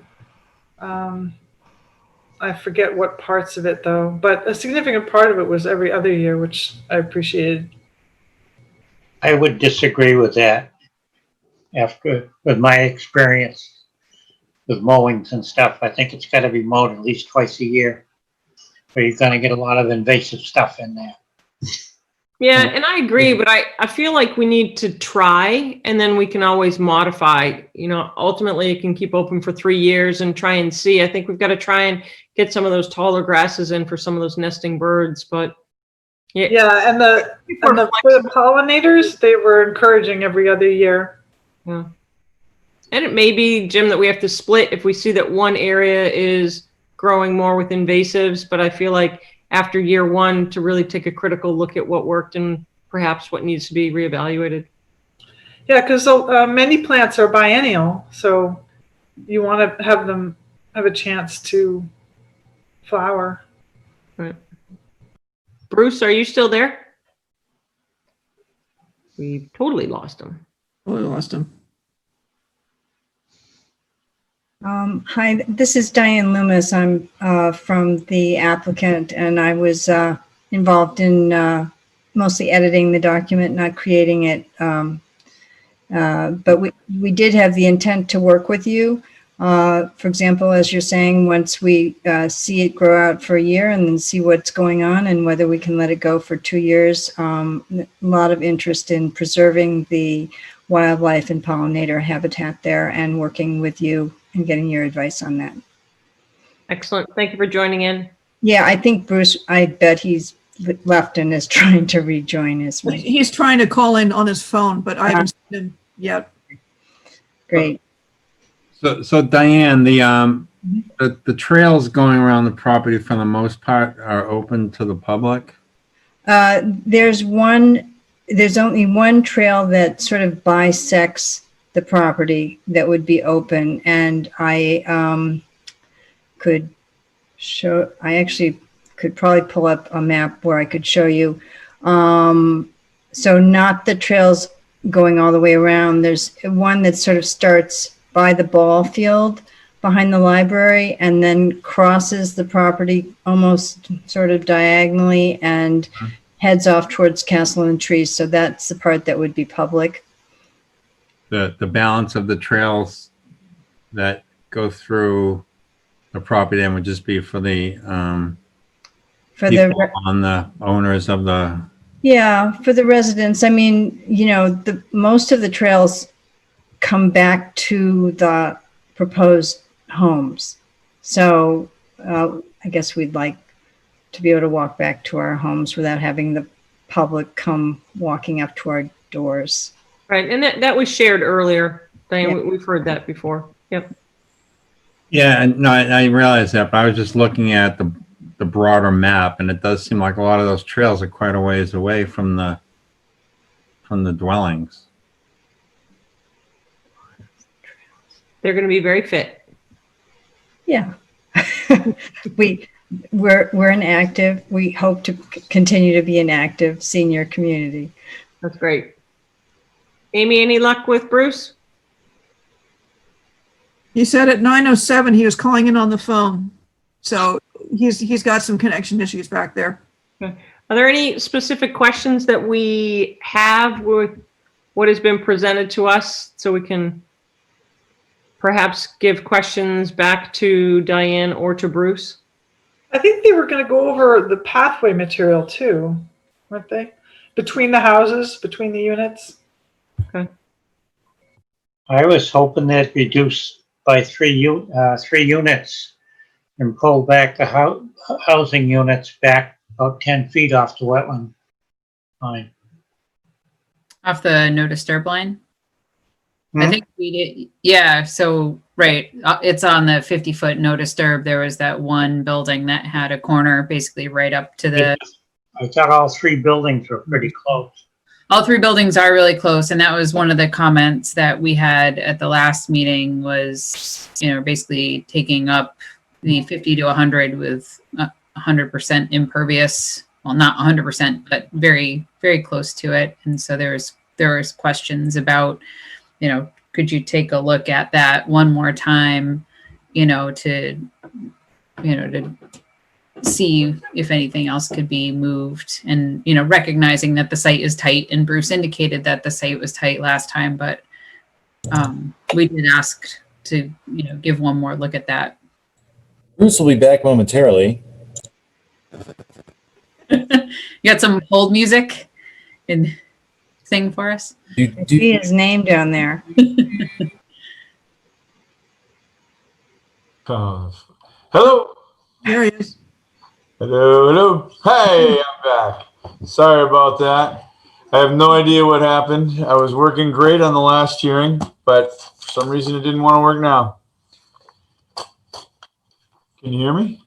Yes. So I think, Bruce, we were just kind of cataloging just a couple quick questions while you're away. Diane answered a few for us, but there were some questions on the material for the trails, access to trails, and James had a question on if there was any viability of moving some of those last units a little bit closer outside of the 50. Okay. I'll try to hit those all in semi in the order they came.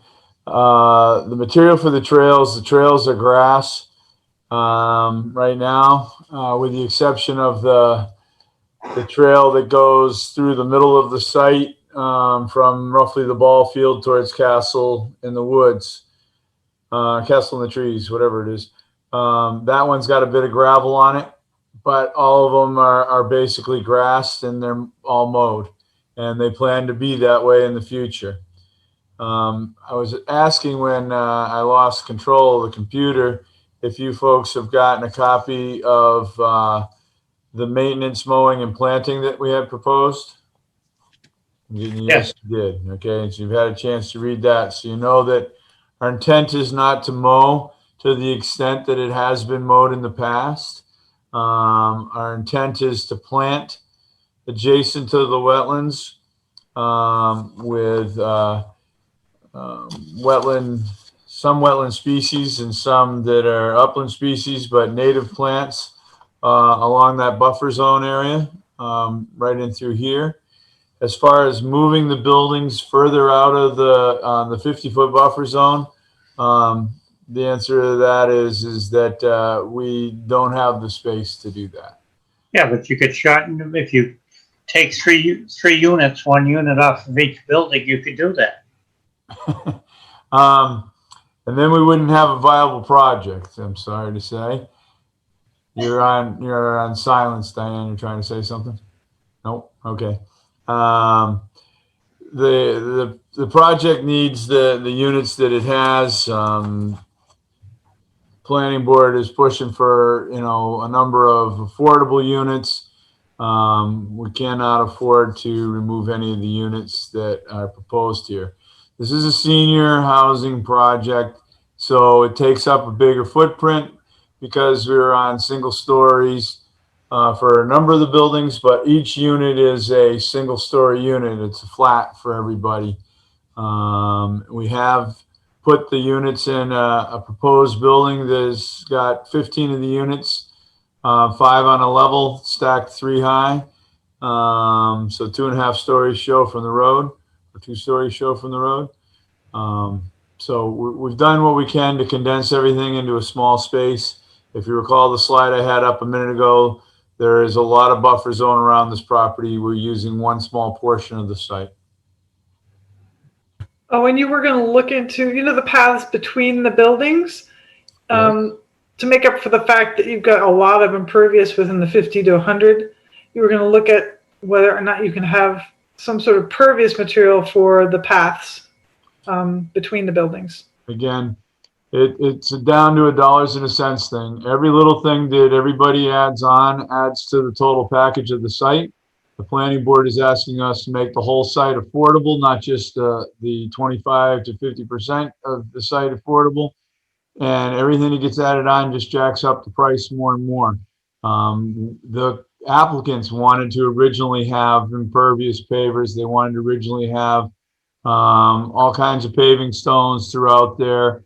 They wanted to have granite curbing. They had a lot of really good things on the wish list, and we've maintained an awful lot of the things on the wish list, but we've had to go to pavement. We're looking at stamped pavement and colored pavement to break that up, but we've had to go to pavement. We've gotten rid of the Cape Cod berms and the granite curbing, and we're using Cape Cod berms.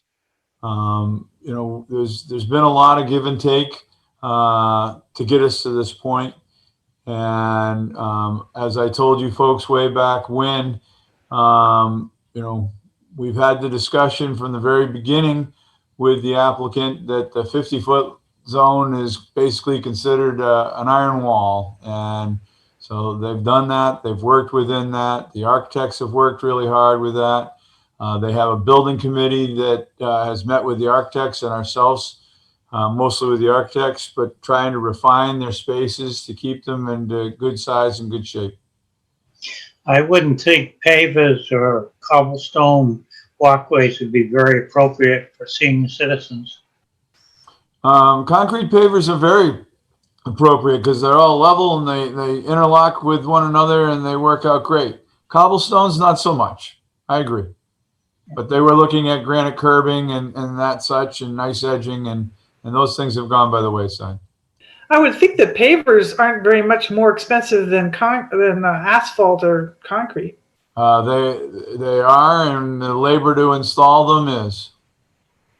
So, Bruce, are you saying you're doing a 100% affordable, and that's why you can't consider a pervious walkway? No, we're not doing 100% affordable, although the planning board would like us to be. The planning board keeps on asking us what our market rate units are going for, and then things get added on and the market rate units go up. We have 25% affordable right now. We have several on the low level to get into the lottery system, and then we have others on there. So there's 6 out of the 24 units that are affordable units.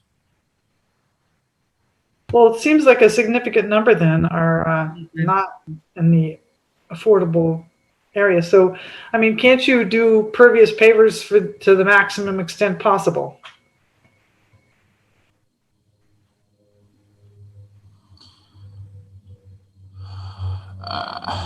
To the maximum extent possible is about where we got them shown right now.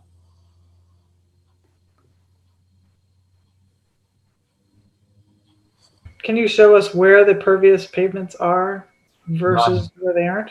There are none shown. It's not shown. Let's come back to the pavers. Are there other questions that we would like to ask as well on the site? I have one. Did you happen to look at that wall that separates between the town building and the your land? I looked at where it was on the plan. I did not get to it on the site. I would suggest you do. Somebody will end up being responsible if that thing comes down. Okay. And that's kind of where that jog is, I would guess. I saw on your mapping you showed us a little while ago. It's in and along there someplace. Okay. That's right where the shed is. I know right where you're talking. It shows up on the topo map. Yeah, I mean, it looks like it has gradually sagged some, and somebody's going to be responsible for that. And same as it's on your people's property that was dug out years ago, that I would think it would be their responsibility to shore it up if it ever need be. Okay, we'll take a look at it. Yep. Hey, Bruce, Carl. Hey, is there some type of conservation restriction? Just can you remind me of the land that's not being developed in the back? So I'm afraid to share a screen. That's where all my troubles happened last time. But basically, the area of development is not in a conservation restriction, and the entire rest of the property is. So about 13 acres out of the 15 acres are going to be in a conservation restriction. And according to the zoning, that conservation restriction is to be held by the town of Littleton. So I assume that's you folks. Okay. Thank you, Bruce. Just one quick question on roof drainage. On that back side, are there dry wells or where's, because we know that's kind of sloughs off to where it gets wet. How are we picking up that roof drain? Certainly. I'm going to try to push my luck here and see if I can get this to happen. All right, going for a share. If I disappear, I got Kyle queued up across the hall. Am I sharing? Yes. All right. Okay. So the entire roof drain from the front building drains into these into these chambers underneath the parking lot, as well do these back roofs here. They come back and they drain into that also, and that goes into a leaching basin here. And these this building and this building go into the basin that's back here. So all the roof drains are picked up.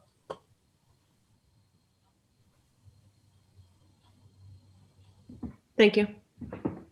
Will that drainage eventually migrate towards the brook? It goes down through the middle of it? Well, these basins are infiltration basins. And so it drains into the groundwater. And then, yes, eventually that groundwater merges with all the other groundwater, and some of it breaks out into that channel and some of it doesn't. Is it C2 or C3 where historically was wet through the mowing, like where it looked like the tractor got stuck? It was below C1. C1, okay. Down in this area over here. Okay, thank you.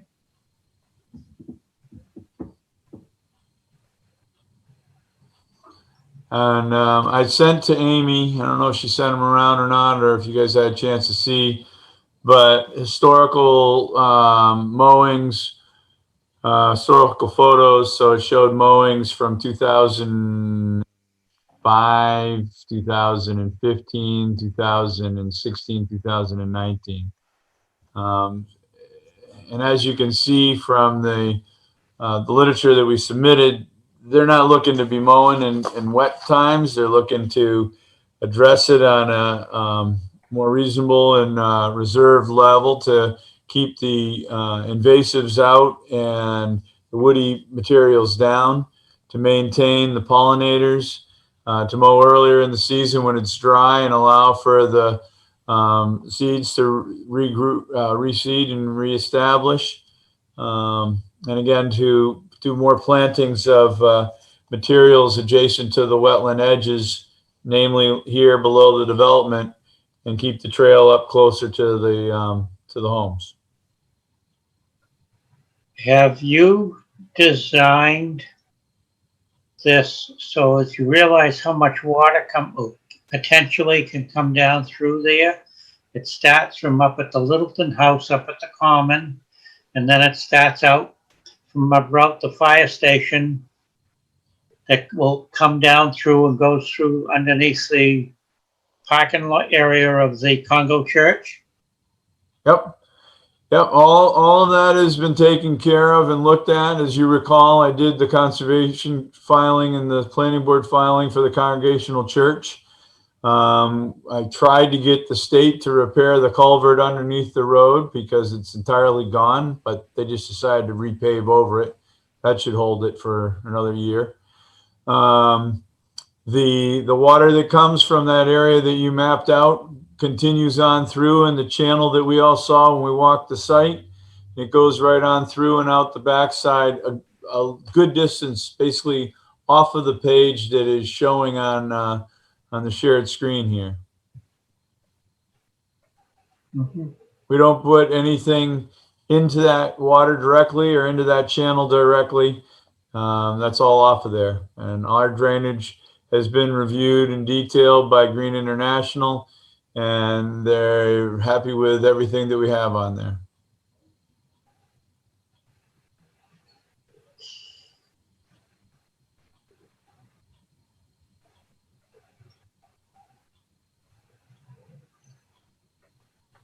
Anybody else got any more questions about this?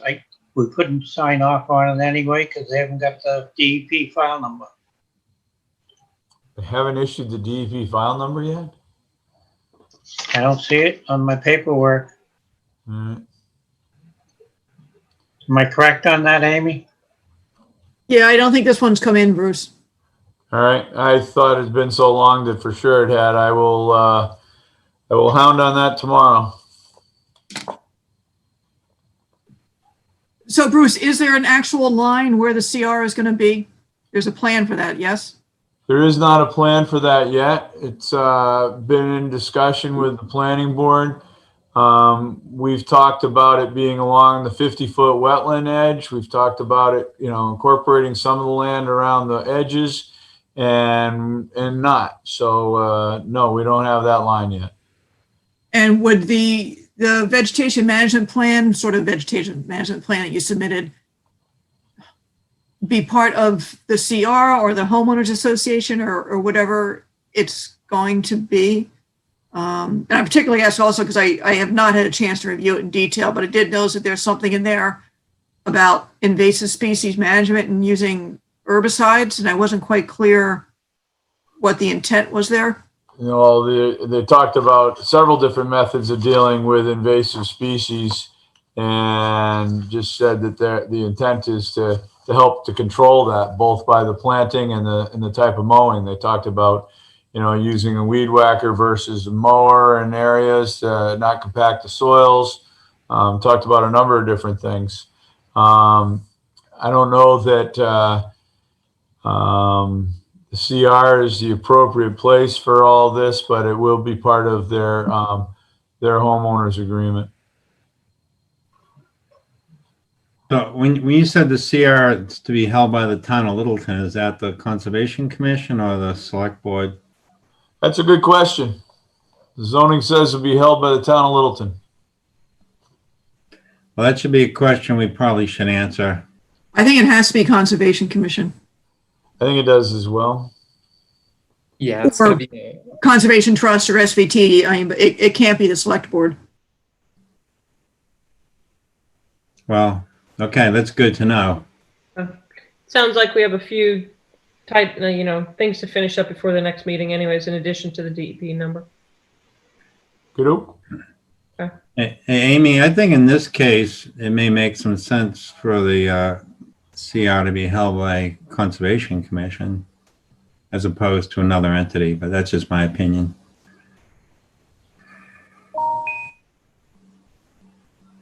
Okay.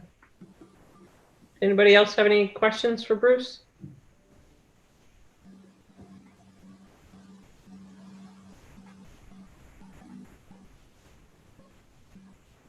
If not, I guess we In 2 weeks. move on to the next. 2 weeks with a file number and a couple more answers. Thank you, guys. Yep. Okay. Good night. Night. Right. Continued public hearing, notice of intent Air Road, Mass DEP file number 204-914, Mass DOT repair eroded gully. Somebody want to speak to that? Yeah, hi there. My name is Susan MacArthur from BSC Group, and Matt Farron from MassDOT is also on the line. So at the last hearing, the commission had asked if we could investigate there pretty much across the street. There's a catch basin and they think it's clogged and they think that it might outlet where there is a gully that's formed at the low spot in the road. And we think they're right because Matt was able to dig up some plans from, let me see if I can put them on the screen. Amy, can I share my screen? You should be able to. Okay. You see the option down there in the bottom? Yeah.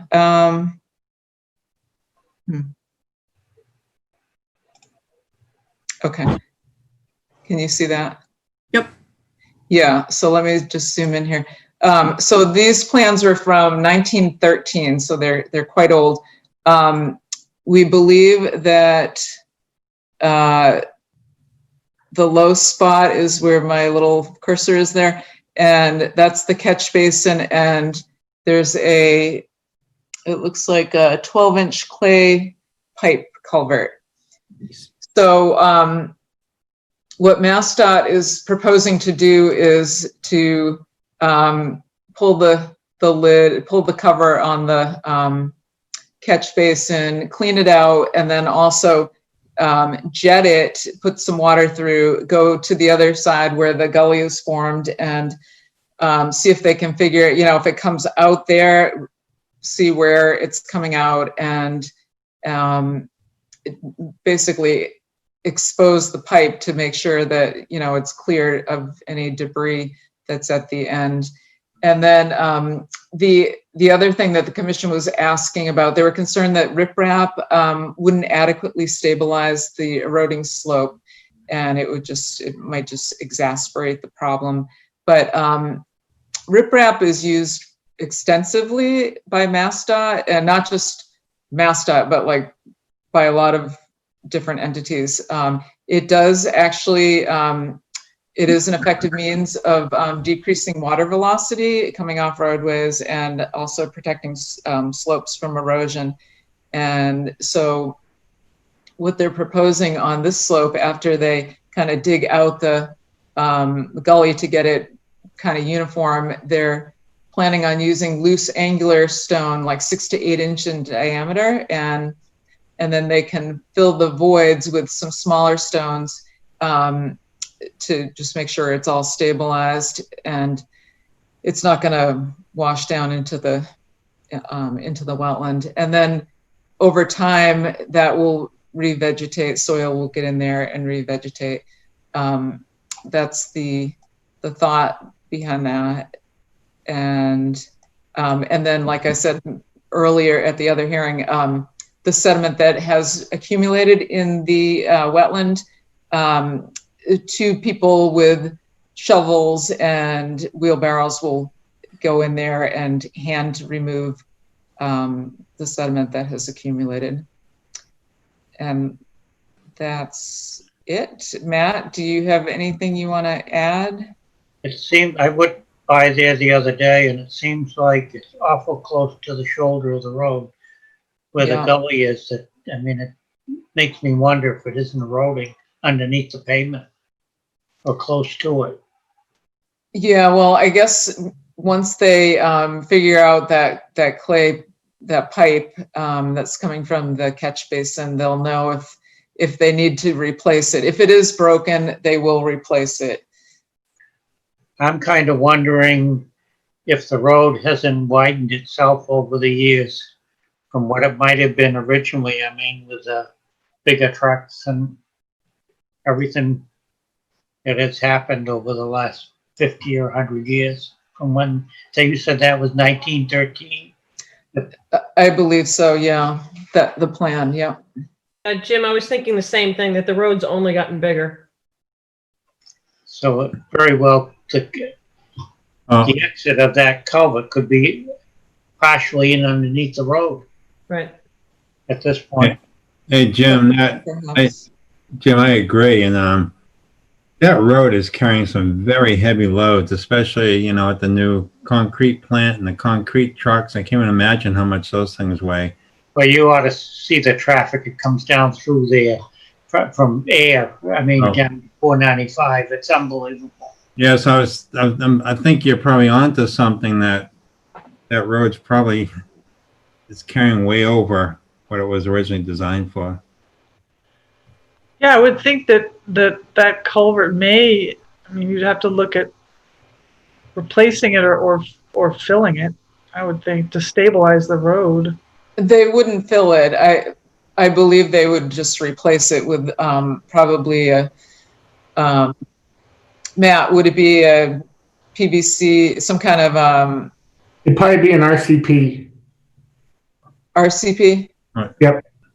Would they make it larger, or it depends on how much water that pipe carries? Would that be increased in size? Well, I think there's only one one structure that carries that flow. So a 12-inch pipe should be enough to handle that. Yeah. Is that the catch basin that's right below where the where that sand and where the sand mining is going on? It's right below there. It's right near, if you're driving by there, it's right near a fire hydrant. Okay, yeah. You know, and they must probably have got a lot of water coming down that driveway. It's along there too. That might not have come down before they redid the gravel removal situation. Did they check the other culvert that's down further, that around near the telephone pole or the exit of the gravel operation too? They can. It looks like it's coming out from under. So our plan was on Wednesday of this week to have a vac truck over there to jet that line, find out where it outlets into the wetland area, and then kind of see what condition it's in then. Mm-hmm. I love the Frank Farmer name there. Yeah, it seems generic. So when you jet the pipe, are you gonna just let the material kind of fall, down that slope and take care of it when you have the folks out with the shovels and wheelbarrow, or is there another? Yeah, for the most part, we'll jet from the catch basin towards the wetland area. So we'll be pushing it back into the structure, and then we'll just suck it up from there. Okay. So there should be minimal material going into the wetland area. And they are going to, before they do the mechanical work at the gully, they are going to put an erosion control barrier around that base to prevent any further sedimentation.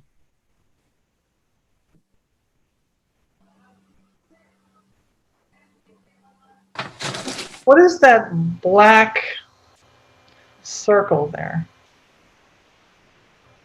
I don't know. I think it's vegetation. It says elm. It's hard to read, but I think it's an elm tree. Oh. I don't have many of those anymore. I know. Yeah. Does that say pump across the street?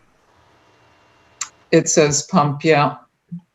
Any idea what that is? I always saw that. You remember that weird concrete structure that's right there, Julie? Oh, yeah. That nobody could give us an answer on what it is. That's what I was wondering, if that's what that I think that is something of historical vet of something.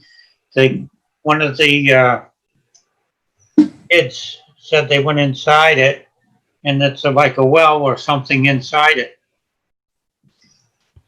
And maybe they were using it for the irrigation, since it's Frank Farmer right there and cleared land. Yeah, and pump it up the hill. Yeah, it was Really steep. I was kind of wondering if it was a stage road of some sort. They didn't use it as a place where they could get water for horses. Probably that old. Yeah, or fire protection. Yeah. Yeah. But it looked like it had a smokestack coming out of it at one point years ago when I've driven by it. So they must have kept it from freezing or what have you. But I couldn't. I don't know whether your mapping shows someplace what the historical part of it was. I mean, this is all we have, so. Can you possibly let Amy know the results of that jetting of the culvert? Sure. Matt? Yeah, that's fine. That's no problem. Oh, I thought she was going to be present for at least some of this. Although I guess it's not. Matt, you're gonna do it when are you planning on getting out there? Next week? Probably first thing Wednesday morning, so around 9 o'clock. Well, we have to, I mean, technically, we need to have our order of conditions. Oh, no, I was going to ask you, talking about the jetting. I was going to, the commission would see that as regular operations and maintenance, the jetting piece of it. Okay. If the commission's willing. Otherwise, you're going to have to wait for the order conditions. No, I think we should do it now because that's part of discovery. Yeah, I think. Yep, I agree. Matt, So Amy, you could go out on Wednesday. You could talk to Matt. Nope, I'm not going to be here this I week. don't think she's around. Okay. Amy's away. Okay. I'm in Virginia. Nice. Matt, how did you find this map? They're just in our regular construction files. Okay. We have it by each town, so we do have some. We might want to get a copy of that file.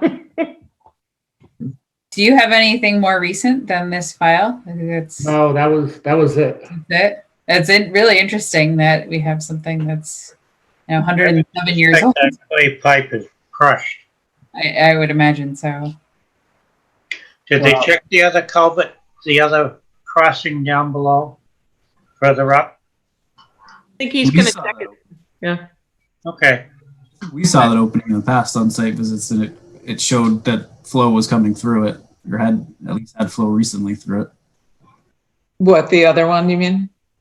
Yeah, further No. to Do you think we have the map or a map of the Durkee farm area? Maybe an old clay pipe in that area that we're missing. That was some farmer doing something. It wasn't DOT. I don't think that's a state road either. No. Farmer Frank.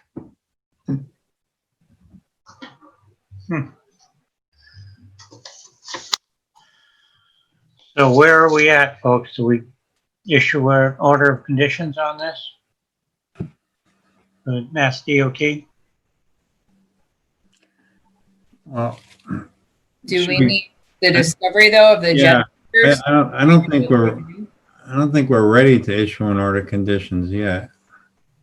I think probably at the next meeting, once we know how things go with Yeah. Matt on Wednesday. I think we're almost there. I would kind of like to wait if we can till the next meeting. Yeah, I agree, especially knowing the scope could completely change from getting out some sediment from the wetland to cutting open the roadway and replacing a culvert. Yep. Cool. All right. Okay. Thank you for all your hard work. So continued to the 28th? Yes. Okay. Thank you. Okay, thank you. Discussion 628 Newtown Road.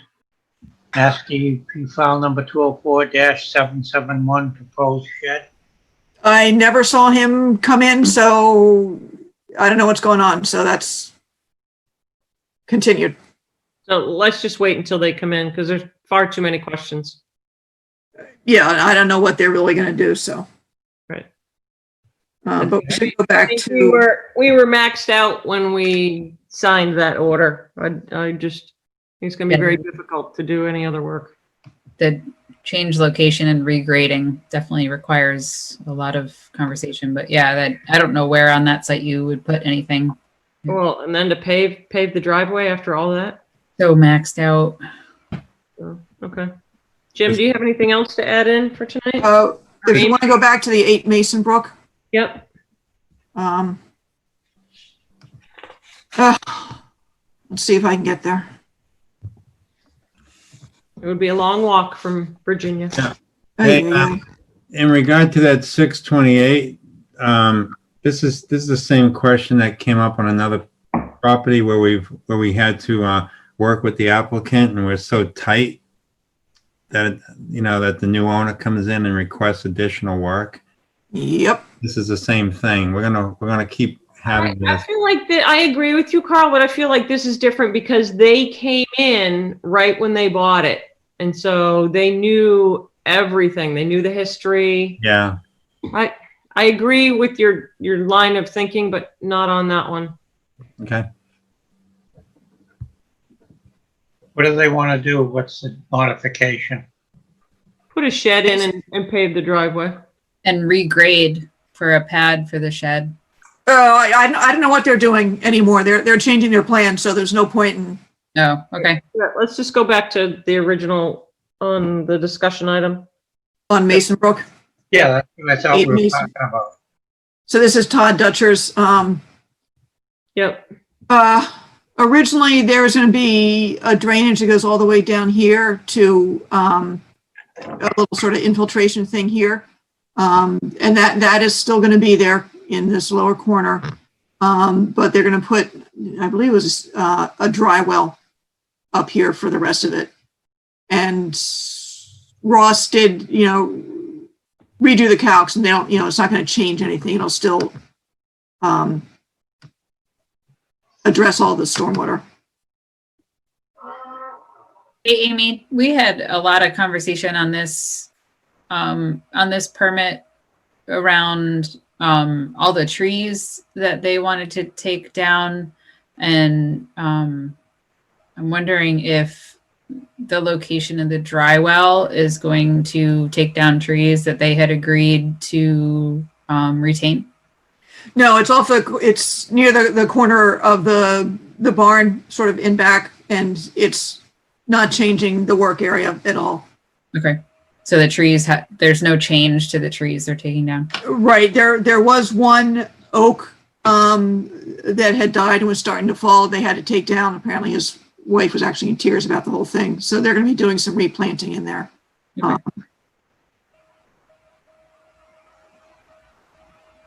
Okay, thanks.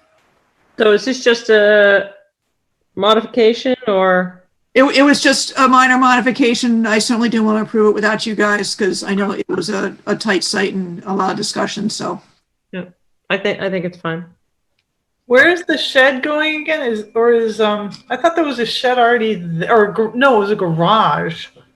So this is entirely new construction. Okay.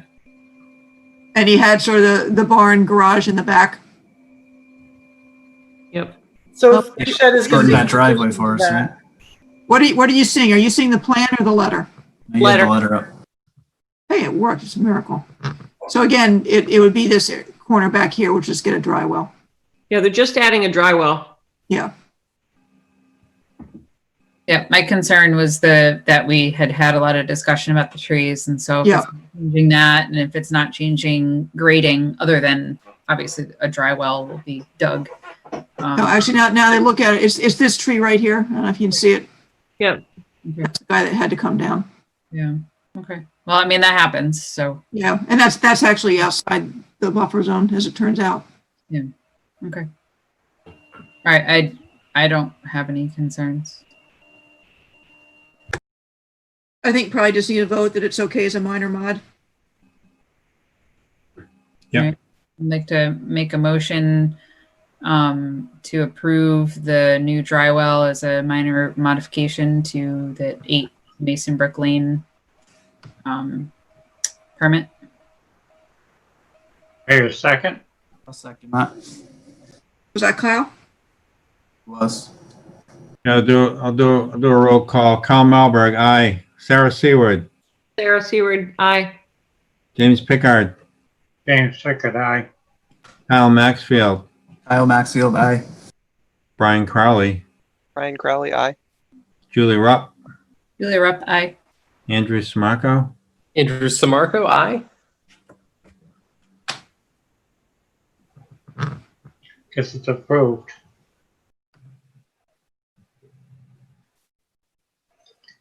So if there's no other business, I'd entertain a motion to adjourn. So moved. A second. That's Julie. Roll call, Carl Melberg, aye. Sarah Seward, Aye. James Pickard, James Pickett, aye. Kyle Maxfield, Kyle Maxfield, aye. Brian Crowley, Brian Crowley, aye. Julie Rupp, Julie Rupp, aye. and Andrew Samarco.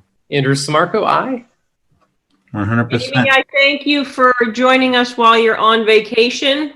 Right? Very much. Seriously. Above and beyond, Amy. Oh, I got a little liquor I gotta go drink out, so we don't have to carry it home. So I'll see you There all. you go. That's the spirit. Have a good night. Guys, everybody be well. Night, guys. See you, everyone. Good night, everybody. Everybody.